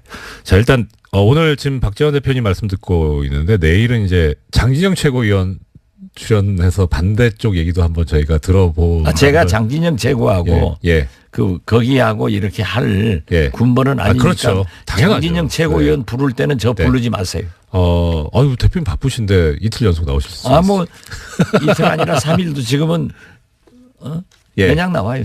그 대표님 이거 하나 저 마지막으로 여쭤보겠습니다. 아까 이제 저기 리얼미터에서 여론조사한 그 결과를 이제 발표를 했는데요. 이 친정당 구도에서 그러니까 이제 국민의당과 바른정당 일단은 대표님께 죄송한 말씀입니다만은 통합이 된다고 보고 예 통합이 됐을 때 지금 현재 정당 지지도가 국민의당이 6.8%고 바른정당이 5.6%여서 합치면 12.4%인데 근데 이게 통합이나 뭐 이런 게 벌어지고 난 이후에 보면 통합정당의 지지율이 12.8%로 지금 조사가 됐다고 합니다. 그리고 이제 통합 반대 하시는 그 쪽에서 정당을 새로 만들었을 때는 3.5%로 조사가 됐다고 하고요. 근데 뭐 이 격차는 크게 중요하지 않다고 생각이 되고 저희가 관심이 가고 있는 거는 통합을 하면 시너지 효과가 나타날 거다라고 하는데 지금 0.4% 차이가 나거든요. 이 조사를 대표 입장에서 보실 때 이거 믿을만 한 건지 아니면은 이거는 뭐 좀 문제가 있다고 보시는지 어떠신지요? 저는 그 이하로 나옵니다. 어쩌시 보십시오. 네. 동서화합. 네. 야권 통합은요. 예. 국민이 가장 바라는 일반론입니다. 예. 예. 예. 그러나 혈액형이 다르고 정체성과 가치관이 다른 사람들끼리 정당이 통합해 놓으면은 네. 그걸 혼돈하고 있는 거예요. 예. 그렇기 때문에 12.8%나 나오지. 예. 안철수 대표가 주장하는 3등, 4등이 합치면 2등 된다 하는 예. 것은 또 정치에서 2등은요. 다 떨어져요. 2등 되는 거 봤어요? 원래 우리 선거구제가 2등이 용납이 안 되는 거죠. 2등, 4등까지 되는 기초위원은 몇 명 될 예, 거예요. 예. 거긴데. 그러나 네. 17개 광역단체에서 싸그리 낙선하면은 국민의당이 신당이 통합당이 승리했다고 하겠어요? 그렇기 때문에 저는 12.8%는 네. 국민의 막연한 네. 동서화합 그리고 야권 통합을 해서 좀 정부 여당을 견제해라 네. 하는 희망사항이 포함되어 있고 우리 반대가 신당을 창당했을 때 우리 반대 세력을 3.5%로 하는 것은 네. 어째서 너희들은 또 분열했냐 그런 징벌적 요 사항이 여기에 포함됐기 때문에 저는 그렇게 됐다 네. 이렇게 보지 그러나 이 흐름이 네네. 중요한 거예요. 예. 그래서 분열하지 말고 분열의 안철수, 네. 당신 그 초심으로 그 새 정치로 돌아와 주세요. 하고 노래 한번 부르고 싶습니다. 예, 여론조사 결과에 대해서도 이렇게 탁월하게 분석을 해주신 우리 국민의당 박지원 전 대표님 모시고 말씀 들어봤습니다. 오늘 말씀. 그런데요. 예. 내일 장진영 최고위원이 나온다고 하니까 한 말씀 네. 하는데 네. 우리 당원들이 여러 사람 있어요. 예. 그런데 어떤 전에 지난 총선 때 우리 국민의당으로 출마를 했대요, 서울에서. 네네. 그래가지고 낙선하고 지역위원장 아닌데 네. 이 양반이 SNS에다가 예. 배낭에다가 강목 뭐 몇십 개씩 넣어가지고 때려 부시자. 이건 흔히 그런 거 있는 거예요. 이걸 갖다가 최고위원이라는 작자가 침소봉대에서 막 퍼날려가지고 네. 또 언론에서도 이거 강목대에 나오는 것 아니냐 예. 하지만은 그것은 상고시대 얘기야. 네. 지금 그런 거 없습니다. 그 그런 거 부분도 내일 묻지 한번 마세요. 예. 묻지 말까요? 한번 해보려고. 그거 물으면은 네. 또 전 부르세요. 알겠습니다. 지금까지 국민의당 박지원 전 대표님 모시고 말씀 들어봤습니다. 감사합니다. 훨씬 잘합니다. 고맙습니다. 김어준 아웃 예, 입국 금지 조치 부탁드립니다. 하겠습니다. 네. 감사합니다. 예, 불친절한 AS입니다. 이 불친절 해야 될 것 같습니다. 일단 하나 말씀드릴 것이 어제 2017 TBS 대상 시상식이 있었습니다. 뭐 예상하셨다시피 김어준의 뉴스공장이 2년 연속 대상을 받았는데요. 거액의 상금을 받은 제작진이 뭐 없으면 못 받는 거지. 예, 공장장 빼고 사이좋게 N등분해서 나눠 가졌다고 하는 소식을 전해드립니다. 뭐 횡령 배임에 의심이 드는데 여기에 관해서 공장장님 이의가 있으시면 저희 법무법인을 찾아주시기 바랍니다. 뭐 어떡해요. 휴가 가시는 게 잘못이지. 그리고 수상소감은 대표님 하와이 보내주세요 였다고 합니다. 예, 작가분들께서 59만 9천원짜리 땡처리 상품도 찾아냈다고 하니까 정 대표님 예, 빨리 좀 보내주시고요. 참여해주신 청취자 여러분들 소식 전해드리겠습니다. 오프닝 누군지 알려줘요. 네, 뭐 짐작하셨겠지만 공장장님 아닙니다. 개그맨 안윤상 씨께서 수고를 해주셨습니다.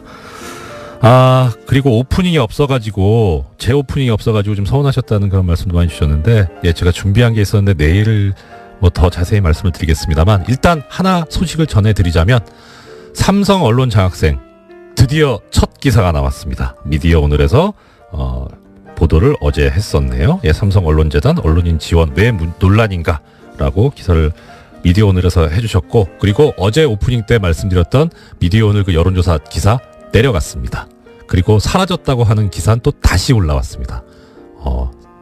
제가 한 일은 아닌 것 같고 이 뉴스 공장의 위력에 새삼 다시 또 경의를 표합니다. 지금까지 불친절한 AS였습니다. 아이고 음악이 신납니다. 도시이야기 도시건축가 김진애 박사님 존경하는 김진애 박사 모셨습니다. 어서 오십시오. 사랑하는으로 바꾸세요. 저 속마음은 그런데요. 전에 한번 박사님 방송 듣다가 정조대왕 참 섹시하다고 하셨었잖아요. 아니, 그 제 표현은 아닙니다. 제 그러세요? 표현은 아닌데 하여튼 네. 그런 의미였죠. 예. 하여튼 여러 가지 의미에서 굉장히 저 흥미로운. 예. 예, 근데 그 저 소리를 질투심 느꼈었거든요. 아니 여자들도 좋아하지만 네. 남자들이 그렇게 좋아하더라고 그 얘기를. 그러면서 그럼요. 그래서 정조가 꿈에 나온다니 막 이러면서 막 이러면서 예. 근데 우리 여자들이 굉장히 로맨스를 많이 갖고 있으니까 네. 아마 이정열 판사님도 누구의 꿈에 나오실 거예요 아마. 그 꿈에 제가 나오는 그 꿈을 꾸신 분께서 꼭 돼지 꿈이니까 로또를 사셔야 한다는 예, 네. 조언을 드립니다. 자, 지금 저는 예. 저기 모든 게스트들이 한 번씩은 얘기하시니까 저는 이정열 판사님 이번에 권한대행 하시면서 네. 매일매일 여성 게스트를 모시는 것에 대해서 정말 예찬드립니다. 유시춘 선생님, 네. 오늘은 또 문미향 선생님 네네. 해가지고 오는데 내일도 예. 그거 굉장히 좋은 겁니다. 근데 본인이 직접 섭외해서 네. 하셨을 것도 같고요. 예, 유신 선생님은 제가 직접 글쎄요. 그랬을 것 예. 같습니다. 네. 그래서 역시 안목이 남다르다. 사실 여성이라서 그런 게 아니라 워낙 훌륭하시니까. 그래서 여성 중에 훌륭한 사람을 보는 안목이 그 세상에 많지 않으니까는요. 예. 네. 뭐 사실 박사님께서 말씀을 주셔서 그렇긴 한데 가지고 계신 능력에 비해서 우리나라가 워낙 성차별이 심해가지고 여성분들께서 제대로 된 평가를 못 받고 계시잖아요. 그런 경우가 많죠. 네. 그리고 저는 나오는 얘기 중에 붕괴하는 게 뭐냐면 여성분들에 대해서 얘기할 때 남자들은 뭐 이렇게 능력, 뭐 성과, 업적에 대해서 얘기하는데 항상 여성분들은 제일 처음 나오니까 미모더라고요. 미모 그리고 남편. 김진애 예. 검색하면 제일 먼저 나오는 단어가 김진애 남편 이러고 나오는 경우가 많아요. 아, 그래서 그렇습니다. 남편이 있나 없나 저런 여자인가 뭐 이런 거. 그러니까 그게 예. 그러니까 그런 저기가 많은데 그런 건 굉장히 사소한 겁니다. 솔직히는. 근데 저는 그런 거 거기서부터 가지고. 시작되는 거 아닌가 싶어서 네네. 말입니다. 그것보다 아이 뭐 그러고 네. 나니까 아유, 오늘 저 청취자분들께서 도시 이야기 기다리실 텐데 제가 지금 다른 얘기를 하게 돼가지고 오늘 주제가 뭐 사실 저희가 사고 났을 때마다 제가 안전사고에 대해서 얘기를 안 할 수가 없었는데 네네. 그린벨트 2탄은 다음 주일에 김어준 공장장하고 하도록 하고요. 네네. 지난주에 1탄을 했는데 예. 오늘은 안전사고 특히 이제 화재에 대해서 좀 얘기를 제천 해보는 참사가 있었으니까요. 근데 여러 가지 예. 분석들이 많이 나오기 때문에 제가 네. 여기서 뭐 그 분석 얘기를 제천 사고 자체를 가지고 얘기하는 것보다도요. 네네. 여러분들이 안 믿으시지만 제가 겁이 굉장히 많은 사람이에요. 제가 하여튼 겁이 엄청나게 많아서 막 차도 천천히 달리고 하여튼간 하는데 네. 그 이유가 뭐냐면 제가 어렸을 때 안전사고를 겪었거든요. 우리 집안에서. 그러니까 첫 번째는 우리 언니가 연탄가스 사고로 죽었고 우리 아이고. 동생이 추락사고로 죽었고 그다음에 특히 저기 했던 게 대학교 1학년 때 건축과 막 들어갔을 때 네네. 대형각 화재 사건이 예, 났어요. 예, 예. 그때 창밖으로 떨어진 친구 예. 중에 하나가 건축가 동문이었습니다. 그 잘 나가던 애였는데. 요새 아유. 뭐 저기도 지난번에 뉴스룸에서도 얘기하던데 민병 모을 거예요 아마. 그래서 그때 그 충격 때문인지 아니면 제가 워낙 안전사고에 저기 때문인지 하여튼 굉장히 겁이 많아요. 근데 제가 겁이 많다는 게 하여튼 우리 사회가 요번 제천 사고를 보면은 정말 안전 불감증 때문에 나온 게 많거든요. 네네. 근데 정말 겁이 없다 너무. 그래서 그러니까 겁을 먹는 방법. 겁을 네네. 먹는 겁을 방법이 먹는 방법. 네. 사실은 그걸 갖다가 이제 대비하는 방법. 예, 소심하자는 게 아니라. 네네. 예. 그래서 이제 몇 가지로 우리 이제 일반 사람들 입장에서 네네. 그리고 실제 불이 나기 전에 우리가 방비해야 될 게 뭔가 예. 불이 났을 때는 어떻게 해야 되느냐 네. 그다음에 해서 해야 될 일은 뭐냐 정부에서 네. 해야 될 딱 세 가지씩 이렇게 짧지만 이제 세 가지씩 이렇게 얘기를 드리면 네네. 첫 번째 불이 나기 전에 우리가 해야 될 일은 뭐냐 요새 보니까 막 목하기도 무서워 죽겠어요. 막 작가도 그러더라고요. 목탕에도 가기 싫고 막 그렇다고 그러더라고요. 예. 근데 제가 농담 삼아서 얘기하면 제가 4층에 사는데 바로 옥상 밑에 살아요. 우리 집 옥상에는 밧줄이 있어요. 밧줄이 제가 불이 나면은 제가 얼마나 겁이 많은 사람인지 알겠죠. 벽에다가 앵커 박아놨고 앵커에다가 이제 필요하면은 줄을 묶으려고 그리고 이제 필요해서 이만한 동아줄 배에서 네네. 쓰는 동아줄이 예. 그 옥상에 한 구탱에 있어요. 그래서 그럴 정도로 제가 이제 겁이 많거든요. 근데 그러니까 겁의 문제는 아니죠. 아니 근데 그러니까 대비하는 거죠. 네네. 그건 밧줄 같은 그런 게 자기한테 필요합니다. 아. 그래서 제가 이제 네. 그 세 가지를 얘기를 드리면 첫 번째는 일단 비상구 확인하는 습관을 해야 됩니다. 비상구 제가 확인. 네. 왜냐하면 저는요 영화관을 가든 뭐 극장을 가든 어딘지 간에 호텔을 가든 비상구부터 확인해요. 이거는 직업적인 훈련이기도 하지만 제가 겁이 많다는 그러니까 비상구를 여기까지 얼마나 얼마나 갈 수 있는가 이걸 비상구를 꼭 확인하셔야 됩니다. 네. 그리고 비상구 없는 집은 가지도 마셔야 됩니다. 요번에 제일 큰 문제가 비상구가 잠겨 있었다는 거 아니에요. 비상구. 예, 그 목욕용품을 막혀 있었고. 그럼요. 잠겨 있었고. 그러니까 그건 예. 말이 안 되는 거거든요. 네. 그러니까 그리고 그거를 비상구를 일부러 거기다 바람이 들어오니까 좀 막아달라 이런 거를 이제 소비자가 요구도 하셨다고 그러는데 그런 거 잊을 수가 없는 일이에요. 예. 그래서 비상구 확인하시는 습관 꼭 하셔야 되고요. 네. 그 다음에는 소화기 하나 비치하셔야 돼요. 소화기 비치. 근데 소화기 예. 비치는 제가 요번에 저도 소화기 비치가 한 번 하면 끝나는 게 아니라 한 7년에서 10년마다 한 번씩 바꾸게 돼 있어요. 이게 오래되니까. 뭐 소모품이. 그러니까 저도 그래서 요번에 제일 먼저 한 게 소화기 바꿔야 되겠다고 들어갔더니 네. 야, 소화기 품절 됐더라고요. 전자 쇼핑몰에서. 네네. 그래서 많이들 소화기를 사시는 네. 모양이다. 가정용이 많이 됐더라고요. 예. 그래서 이게 다행이네요. 네. 그래서 이거 소화기 하나는 꼭 비치해 놓으셔야 되고요. 예. 그래서 그거는 눈에 잘 띄는 데다 해놔야 됩니다. 눈에 요새는 잘 띄는 디자인도. 곳에. 예. 그러니까 어디든 업소에든 가면은 다 있긴 저기 여기도 있다. 저 구석에 있네요. 네. 저 예. 구석에 3.3kg짜리 있네요. 예, 예. 근데 그거 잘 쓰실도 못하고 그러는데 눈에 잘 띄는 데다가 놔야 됩니다. 예, 눈에 잘 띄고 언제든지 뭐 사고가 발생했을 때 사용 가능할 수 있도록 손이 또 예. 그리고 가까운 저 곳에. 소화기가 아주 또 유용한 게 좀 무겁기도 하기 때문에 왜 요번에 통유리 못 깨가지고 난리쳤잖아요. 예, 근데 예. 그것도 저 모퉁이로 깨면 예. 그럼 깨지거든요. 저게 꽤 무겁기 때문에 예. 하여튼 여태까지 지하철 사고 뭐 이런 것 때문에 이제 망치 쓰는 법이라든가 많이 다 알았는데 네네. 이제는 저기에 대해서도 그러니까 일반 시민들이 그걸 다 갖고 있어야 돼요. 그래서 그렇고. 아, 저 소화기를 노래방 가서 마이크로만 대용으로만 사용해 봤었는데. 그거는 그거 위험하겠네, 한번 사진 좀 올려주세요. 잘못하다가 그거 예. 밸브를 뽑으시면 확 하고 나갈 수가 있으니까. 예, 그래서 저 분사되는 곳을 마이크처럼 쓰니까 얼굴에 분사될 수 있는 위험하겠네요. 근데 절대로 그 하면 안 소화기가요. 예. 가끔씩은 흔들어줘야 돼요. 그 안에 이게 분말로 되어 있기 때문에. 그러니까 네. 그 용도는 좋았겠네요. 네. 흔들어 주시는 거를. 예, 또 그렇네. 예. 그다음에 세 번째는 세 번째, 이게 네. 좋았는데 바깥으로 나갈 수 있는 데를 어느 한 군데는 꼭 마련하셔야 됩니다. 제가 이 얘기를 왜 하냐면은요. 바깥이라는 게 요새 왜 아파트에 발코니들 다 막잖아요. 제가 이것 때문에 저는 솔직히 항상 속을 끓입니다. 예. 저거 제가 원해서 더군다나 이게 2년 전부터인가는 불법이 아니게 됐어요. 그러니까 네네. 다 안으로 하는데 예.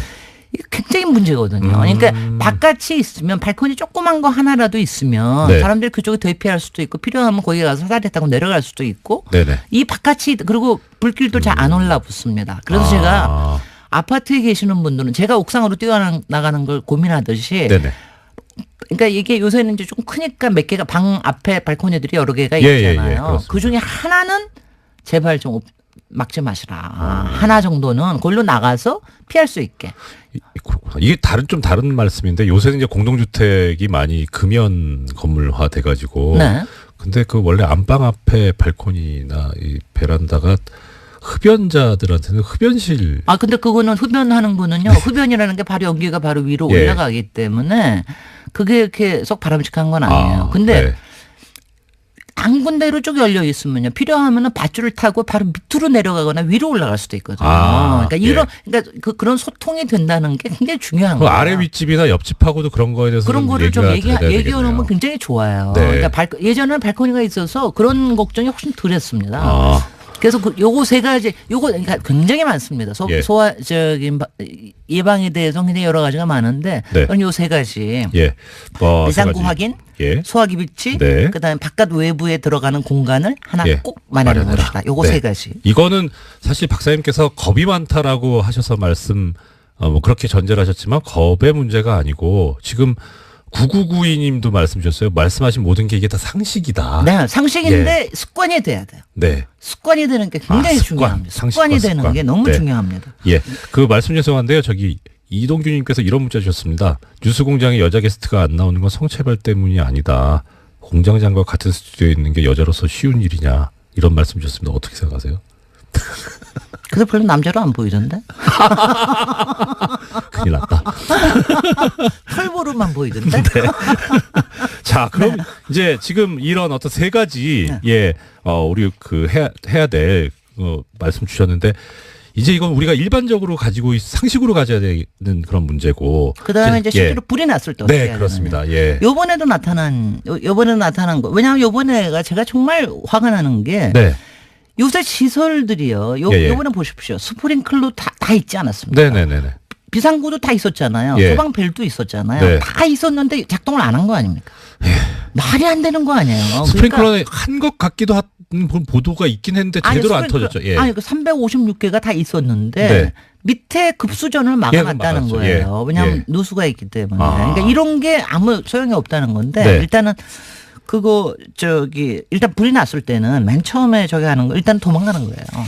처음에는 어제 불하고 맞서 싸우겠습니까? 아니야. 처음에는 이제 도망가야죠. 저 소화기가 네. 기껏해서 나오면은 15초 나옵니다. 10초에서 15초밖에 안 나옵니다. 저게 하는 게 아니에요. 예. 그러니까 10초에서 15초만 나와 그때 불이 안 꺼지면 도망가야 됩니다. 도망가는데 네. 아니 왜냐하면 이게 도망간다는 걸 사람들이 잘 왜냐하면 생각을 잘 못해요. 내가 이건 뭐 별 문제가 없겠지 뭐 이런 생각을 하시는데 도망가야 됩니다. 네. 그리고 도망을 이제 어떻게 어디로 가느냐 저기 네네네. 하는데 하나는 처음에 도망가실 때 이번에도 제가 불에 타 죽는 경우가 많지 않은 건 아시죠? 그렇죠. 예. 먼저 유독가스를 맞고 질식해서 정신이 혼미한 상태에서 타 죽는 거거든요. 네. 그러니까 도망가실 때 저기 하는 게 물수건. 예. 물수건하고 네. 물수건 그러니까 수건이 아니라도 어떤 예, 뭐. 옷도 상관없어요. 네. 하면 물수건을 입에다 대고 나가는 게 있어야 됩니다. 네. 요번에도 스프링클러가 터졌으면 그게 이제 굉장히 연기가 가라앉았을 거예요. 근데 나갈 때는 요 같은 게 특히 애들은 그리고 온몸에다 물 뿌리면 더 좋습니다. 야, 말씀 더 들어야 되는데 한 해 동안 고생을 많이. 아니요. 네. 요거 국무위원은 그 정치 관여 하는 데서 처벌 조항이 없어요. 정치 관여를 하면 안 되지만 정치 운동을 하면 안 되지만 그래서 정무직 공무원의 경우에는 그러니까 군형법에 따르면 원래 자기가 적용받는 그런 법인 국가공무원법이죠. 국가공무원법에 의하면 처벌 대상이 아닌데 공범이 되면 처벌받는 게 말이 되냐라는 논리를 들이댔던 거고 그게 먹혔었는데 재밌는 거는 2006년도에 이 비슷한 판례가 하나 있었어요. 대법원 판례가. 아마 그게 상당히 참고가 됐었을 거다라는 생각은 들긴 하지만 나중에 법이 바뀌어가지고 그래가지고 그것도 처벌의 대상이 된다고 바뀌었었는데 그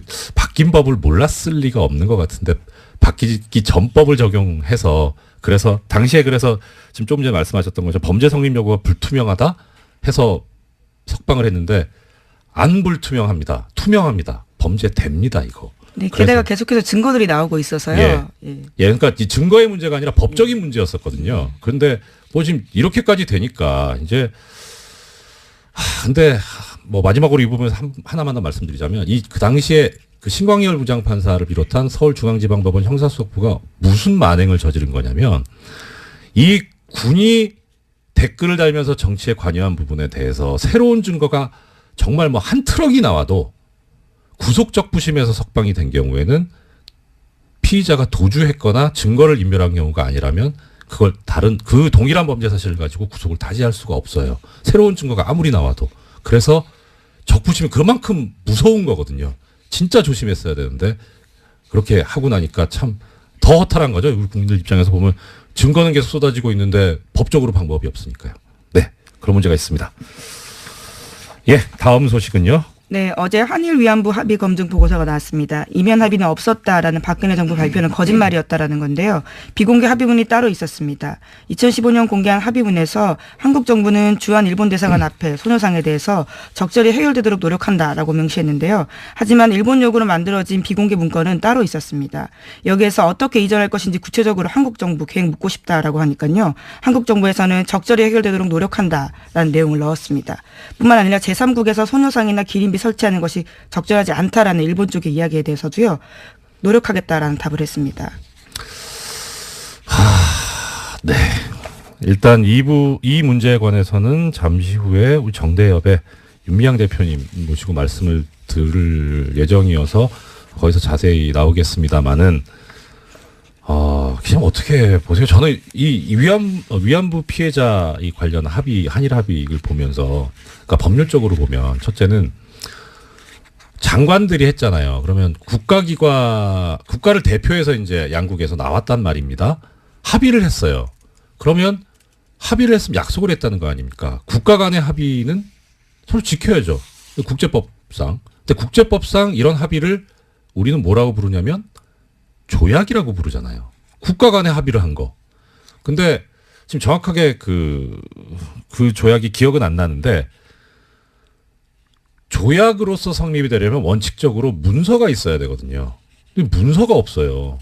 그래서 이게 과연 조약이냐. 국제법적으로 지켜야 될 의무가 있는 합의인 거냐. 근데 게다가 비공개까지 있어요. 조약은 문서로 하는 거니까 공개되는 게 원칙인데 비공개 합의라면 이건 더더욱 지킬 필요가 없는 거 아니냐 하는 생각이 들었고 또 하나는 왜 이런 합의를 하느냐.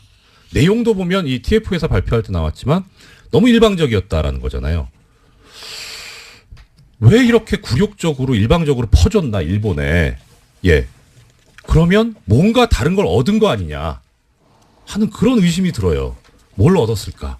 이것도 한번 밝혀서 조사해서 밝혀봐 주셨으면 좋겠고요. 총체적으로 저는 이런 생각이 듭니다.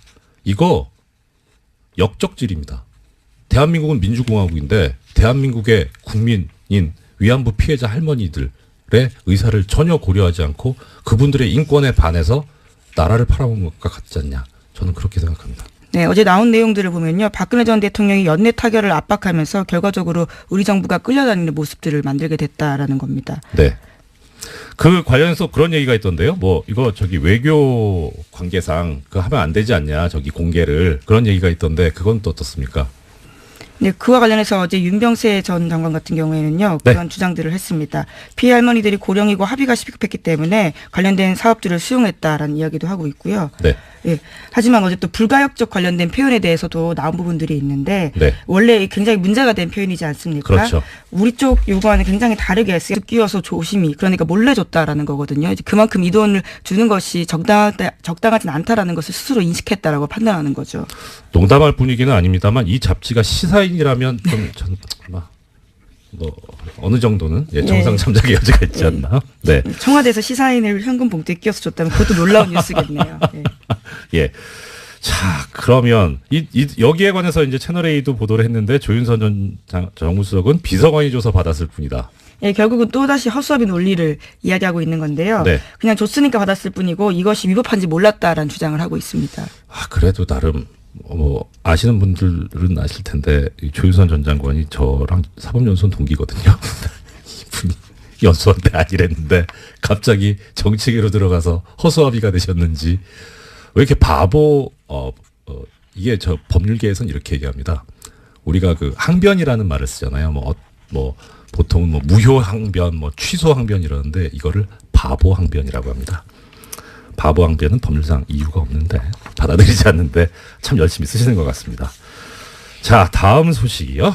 네, 우병우 전 민정수석의 구속적부심 청구는 기각됐습니다. 법원은 우 전 수석에 대한 구속수사가 필요하다라고 판단을 한 건데요. 어제 심리를 진행한 곳은 서울중앙지법 형사합의 2부였습니다. 네. 뭐 애청자 여러분들 다 검색해 보셨으니까 아시죠? 이우철 부장판사 그 심리로 열려서 결국 적부심 청구가 기각이 됐어요. 그래서 어제 기각될 것 같다고 말씀을 드렸는데 예, 적중하셨네요. 그렇죠. 확률이 50%잖아요. 예. 이거 아니면 저거였는데 그래도 맞추기는 어렵죠. 예. 저기 사실 어저께 말씀을 드릴 때 이게 워낙에 뉴스공장이 영향력이 큰 방송이라서 말씀을 잘못 드리면 이 재판에 영향력을 행사하려고 하는 게 아닌가 싶어서 되게 조심스러웠는데 이우철 부장판사가 저하고 같은 재판부에서 근무를 했었거든요. 1년 동안. 속속들이 잘 알아요. 이 성향을. 그래서 하나 걱정스러웠던 거는 그러니까 진짜 정말 뭐 정의롭다까지라고 평가는 못하겠지만 또 존경하고 믿고 따르는 선배인데 이분이 그 성향을 보면은 그동안에 그러니까 오염되지만 않았다면 그러면 당연히 성향상 이런 자신의 권력을 사적인데 동원하고 이용하는 거에 대해서 하는 게 그걸 못 참는 분이거든요. 그런데 보수적인, 그러니까 소위 말하는 정말 정통 보수적인 그런 분이어가지고 근데 늦게까지 안 나와서 오염되셨나? 이거 퇴근 전에 6시 전에 분명히 나올 줄 알았는데 그건 좀 걱정을 했었어요. 근데 역시 뭐 기대를 벗어나지 않는. 네. 근데 그 또 한편으로 이제 이건 뭐 어떤 개인적인 거 말고 구조적인 걸 말씀드리자면 이게 원래 구속적 부심의 본래 모습이에요. 지금 영장을 발부했던 권순호 부장판사가 사법연수원 26기거든요. 그 다음에 이우철 부장판사가 사법연수원 25기입니다. 그러니까 뭐 물론 그렇게 선배라고 치면 선배일 수는 있는데 이렇게 같은 급의 지방법원 부장판사들이 한 결정에 대해서는 서로 존중을 하고 그래서 영장 발부 이후에 나온 사정만 가지고 이게 석방할 어떤 이유가 합당하냐 아니냐 그렇게 심사해 왔는데 이걸 무너뜨린 게 예전에 김관진 전 장관 때 신광열 부장판사였죠. 그러니까 그때 다들 이거 이러다가 어떻게 하려고 그렇게 하나는 그런 비판이 나왔던 거고요. 네, 그 관련해서 뉴스가 어제 또 네. 나왔습니다. 그러니까 김관진 전 국방장관 같은 경우에는 군 사이버사령부가 댓글을 통해서 선거에 개입한 혐의로 구속된 바가 있는데요. 네. 범죄 성립 여부가 불투명하다라는 이유로 적부심에서 풀려났습니다. 그런데 어제 국방부가 비밀예자 문서를 보면요. 김 전 장관에게 불리한 내용들이 들어있습니다. 총선을 앞두고 당시 여당을 지원하려고 한 뚜렷한 정황이 있다라는 건데요. 그렇기 때문에 이 적부심이 적절했나라는 논란이 일고 있습니다. 네. 이 부분에서 제가 하나만 더 말씀을 드리자면 여기는 또 법규가 애매모호하게 돼 있어요. 그러니까 그때 시간이 모자라서 말씀 못 드렸는데 김관진 전 장관 같은 경우에 가장 이제 받았던 혐의 중에 가장 중한 부분이 군형법 위반이었거든요. 정치에 관여하면 안 된다. 군인은. 근데 이분은 군인이 아니잖아요. 현재는 민간인이죠. 예, 민간인이죠. 그러니까 원래 군형법 적용 대상이 아닌데 그런데 그럼 왜 군형법을 적용을 하느냐? 군인과 함께 범죄를 저질렀기 때문에 그래서 군형법을 적용을 해가지고 구속영장을 청구를 해서 그게 발부가 됐는데 문제는 그거예요. 정부조직법인가에 보면 정확하게 지금 저 기억이 가물가물한데 국무위원 그러니까 이 지금 장관은 국무위원이잖아요. 같다라고 하는데요. 일본 정부에 의해서 이 불가역적 표현이 오히려 일본에 유리하게 쓰였다라고 합니다. 예, 뭐 무슨 생각으로 시작한 건지 모르겠는데 이렇게 뭐 이용을 당했든 강하게 협력을 했든 간에 이거는 민족 반역적인 그런 책임을 면할 수가 없다. 저는 그런 생각입니다.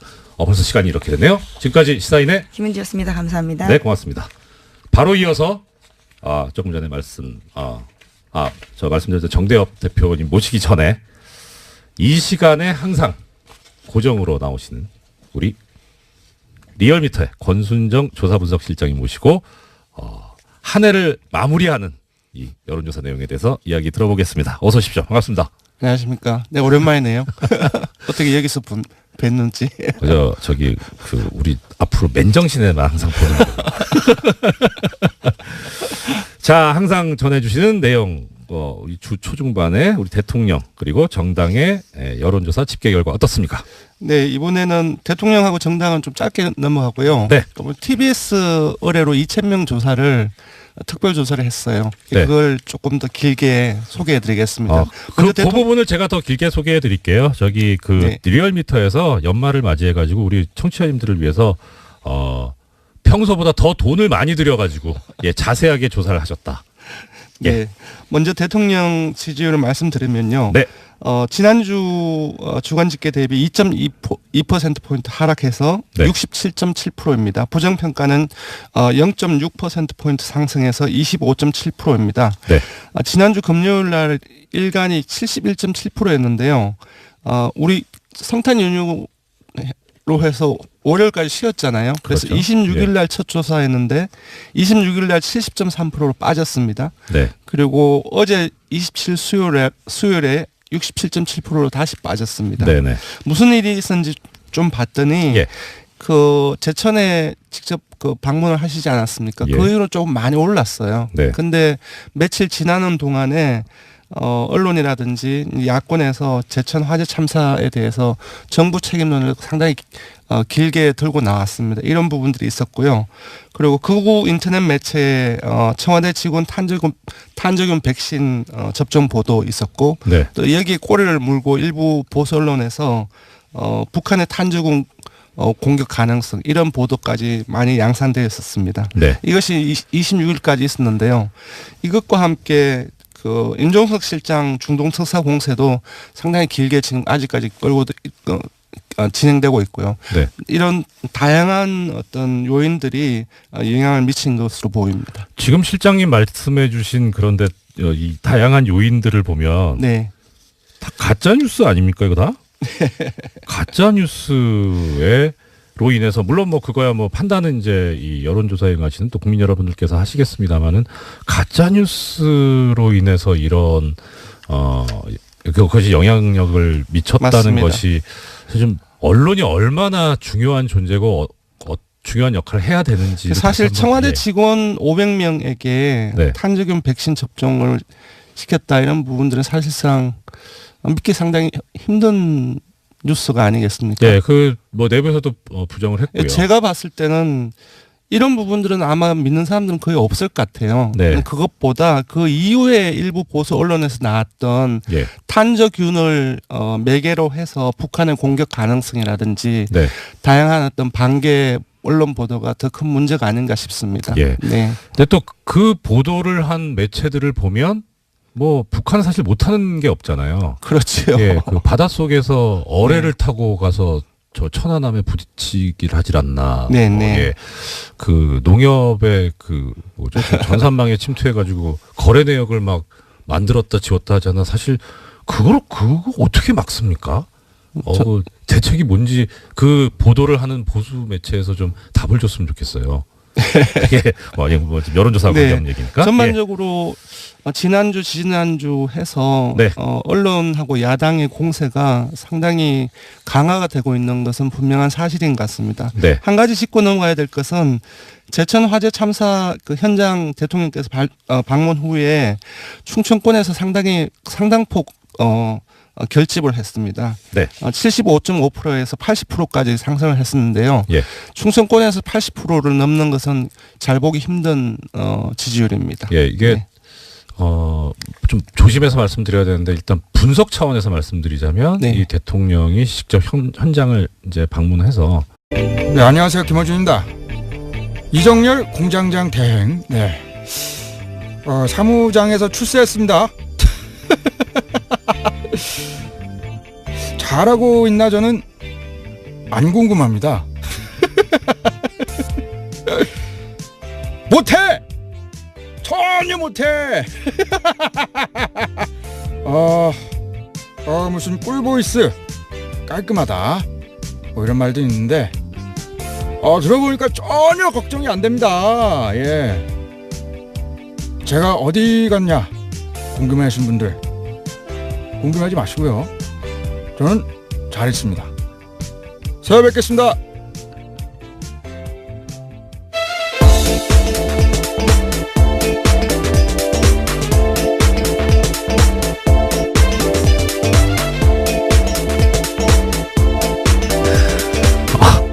예, 시사인의 김은지입니다. 이게 내막을 좀 말씀을 드리자면 어젯밤에 오프닝을 제가 작성을 하는데 오프닝을 쓰지 마라.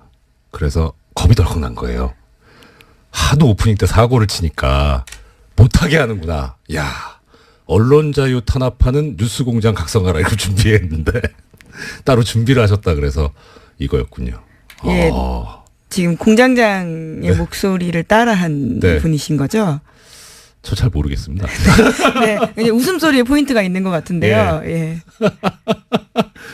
예, 절대로 동감할 수 없습니다. 네. 자, 바로 들어가죠. 이게 굵직굵직한 소식들이 지난밤에 이제 많이 나와서 오늘 저도 또 말씀드릴 부분들이 있어서, 네. 달려보겠습니다. 자, 공장문 열겠습니다. 가시죠. 네. 첫 번째 소식이요. 조윤선 전 장관에 대한 구속영장이 기각됐습니다. 조 전 장관은 청와대 근무 시절에 박근혜 정부 국정원에 특수활동비를 상납받은 혐의로 구속영장이 청구됐는데요. 서울중앙지법 오민석 영장전담 부장판사가 기각한 겁니다. 네. 사유는 다음과 같은데요. 수수된 금품의 뇌물성 등 범죄 혐의에 대해서는 다툼의 여지가 있다라는 거고요. 또 수사 및 별건 재판의 진행 과정 등을 비추어 볼 때 도망 및 증거인멸에 염려가 있다고 보기 어렵다라는 겁니다. 네. 많은 분들께서 새벽에 눈을 뜨시고 나서 바로 혈압을 급상승시킨 뉴스였죠. 근데 이게 좀 송구스러운 말씀인데 저는 이거 좀 예상이 되는 거였어요. 어제 그래서 말씀을 좀 드리기가 좀 조심스러웠었는데 일단 이거 1인 2역을 할 수도 없고 네, 예. 영장 전담 다시 수석으로서 이게 미니 예, 인터뷰를 좀 하셔야 될 것 본연의 같아요. 업무로 돌아가서 네. 지금 그 조윤선 전 장관에 대해서 구속영장 청구가 기각이 되면서 영장 청구 기각 사유를 밝힌 게 아까 김 기자님께서 말씀드린 내용대로입니다. 수수된 금품의 뇌물성 등 범죄 혐의에 대해서 다툼의 여지가 있다. 그러니까 항상 말씀드리지만 다툼의 여지가 있다 이 말씀은 피의자가 주장하는 내용이 그대로 밝혀진다면 무죄가 선고될 가능성이 있기 때문에 그래서 이런 경우에는 범죄 혐의가 제대로 이제 나중에 유죄가 선고될 거라고 확 어느 정도 인정되지가 않기 때문에 그래서 구속할 수 없다는 그런 이유인데요. 그 근거가 된 게 이제 수수된 금품의 뇌물성. 조윤선 전 장관이 정무수석 시절에 돈을 국정원으로부터 받았는데 이게 그럼 뇌물이 아니라는 거냐? 네, 이게 이 상식하고 또 좀 어긋날 수 있는데. 네, 매달 500만 원씩 5천만 원 가량의 돈을 받았다라고 그렇죠. 합니다. 예. 이 정무수석이라고 하는 자리하고 국정원, 국가정보원이라고 하는 데하고 조직하고 비교를 해보면요. 우리가 일반적으로 뇌물이라고 생각을 할 때 어떤 경우냐면, 내가 이러이러한 현안이 있는데 당신이 그거를 해줄 수 있는 자리에 있으니까 이것 좀 해줘라 하면서 금품을 주는 거잖아요. 그러면은 국가정보원 입장에서 볼 때 정무수석한테 그런 청탁을 할 만한 사유가 뭐가 있을까? 사실 따져보면 없어요. 그래서 이제 만약에 뇌물을 주는 상대방이 대통령이면 이거는 뇌물이 되죠. 왜냐하면은 국가정보원의 인사권을 대통령이 가지고 있기 때문에 그래서 인사청탁한다는 그런 어떤 포괄적인 직무 관련성을 가지고 줄 수 있는데 이건 약간 좀 약간 그렇다라는 생각을 했었어요. 근데 그 전에 이게 처음에 문제가 됐던 그 사안이 뭐였냐면 문고리 3인방에 대해서 이걸로 이제 뇌물로 구속영장 청구가 있었는데 그때 사실 좀 걱정이 됐었거든요. 엄밀하게 말하면 국가정보원하고 문고리 3인방하고 또 이게 관련이 없는데. 네, 뇌물에 대한 대가성에 대한 부분이죠. 그렇죠. 예, 직무 관련해서. 근데 그게 어떻게 해결이 돼서 영장이 발부가 됐냐면 이 박근혜 전 대통령 시절에 청와대 구조가 워낙 특이했었기 때문에 원칙적으로 법률적으로 보자면 비서관은 아무 이런 직무 관련성이 없지만 이 사람들을 통하지 않고서는 갈 수가 없어요.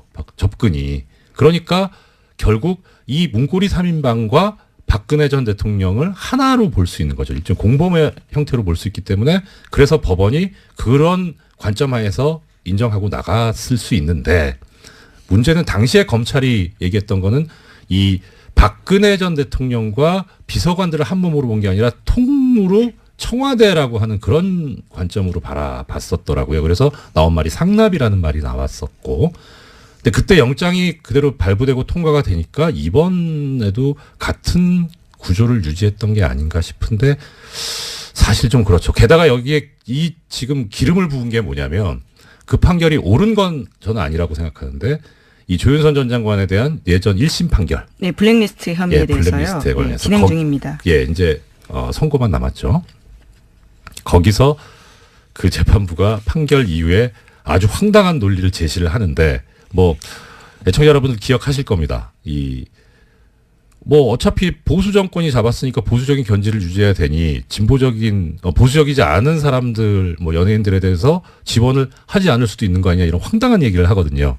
그리고 그다음에 조윤선 전 장관 같은 경우에는 그 당시 판결에서 보면 판결에 나오는 그런 이유에 따라서 봤을 때 구조가 뭐였냐면 이분은 아무것도 모르는 분이었잖아요. 허수아비였잖아요. 그러니까 그걸 그대로 지금 1심 판결이 그렇게 나와 있고 아직 그 판결이 뒤집어지기 전인 이상 영장전담 재판부에서 볼 때는 이분은 허수아비인데 돈을 받았어요. 그러면 이걸 뇌물이라고 볼 수 있겠느냐. 이 돈을 받은 게 옳다, 잘한 거다 이런 차원을 떠나서 과연 이게 뇌물로 볼 수 있는 범죄냐 하는 데 대해서 인정하기가 그렇게 쉽진 않았을 겁니다. 근데 우리 애청자분들께서도 잘 알고 계시겠지만 지금 서울중앙지방법원의 영장전담 판사들이 너무 황당한 결정들을 많이 해왔잖아요. 근데 저는 이거는 그냥 죄송합니다. 수긍이 가는 그럴 수도 있겠다라는 그런 결정인데도 불구하고 큰 믿음이 안 가는 게 전과들이 너무 많아서 그래서 다른 생각으로 한 게 아닐까. 그러니까 해설을 해드리긴 해드립니다만 사실 좀 의구심이 있기는 있습니다. 그래서 총체적으로 보면 이 결정의 가장 큰 문제점을 제공한 데는 종전 1심 재판부입니다. 그 판결이 지금 여기에 영향을 상당히 미쳤었고 그래서 지금 검찰에서 재청구 얘기도 나오고 있는데 오히려 이 항소심 판결이 나오는 거를 지켜보고 하는 게 어떨까 싶은 생각도 듭니다. 거기서 만약에 1심 판결이 뒤집어진다면 그거 할 수도 있죠. 거기서 다시 법정 구속이 될 수도 있고 하니까 여기에 그렇게 좀 더 집중하는 게 과연 필요한지 약간 의문이 들고요. 또 하나는 검찰의 수사 계획이 뭐였는지는 저로선 정확히는 알 수는 없는데 사실 정무수석이 돈을 받았고 이게 뇌물이라면 비서실장, 그다음 대통령 여기까지도 당연히 연결이 돼야 되는데 이걸 향후에 수사하려고 한 건지 아니면은 거기는 뭐 혐의점이 발견이 안 돼서 지금 조윤선 전 장관까지만 얘기를 한 건지 그거는 잘 모르겠어요. 그런데 이 돈을 주게 된 이유와 관련해서 돈을 금품을 제공한 그 쪽에 이야기가 있었다고요. 네, 아니, 죄송합니다. 어제 채널A 쪽에서요, 조윤선 전 장관의 방어 논리에 대해서 좀 보도를 한 바가 있습니다. 그 네네. 내용들을 보면요, 이병기 전 국정원장과 조윤선 전 수석의 친분 때문이다라는 건데요. 이를 지시한 이병기 전 국정원장은 개인적 친분 때문에 돈 줬다라고 진술했다고 합니다. 그래서 월 500만 원 정도는 큰 돈이 아니다라고 여겼다라는 이야기도 했다고 하는데요. 그래서 국고손실죄로 위반이라면 합당한 처벌을 받겠지만 뇌물은 아니다라고 주장하고 있는 겁니다. 국고손실죄가 더 센데 원래 왜 이러신지 모르겠어요. 근데 그렇다면은 액면 그대로 받아들이면 이 말이 진실일 수도 있을 것 같아요. 근데 이 말이 진실이더라도 더 아프죠. 우리 국민들 입장에서 보면 아니 도대체 이건 무슨 우리가 뭐 뼈 빠지게 벌어가지고 일해서 벌은 거 가지고 세금 냈는데 그걸 자기들 이게 후배가 불쌍해 보여가지고 주는 이런 돈으로 쓰였다는 게 네, 월 500이 큰 돈이 아니다라는 주장도 좀 황당하고요. 게다가 검찰에서는 돈 준 방식에 대해서는 주목하고 있는데 네. 잡지에 현금 봉투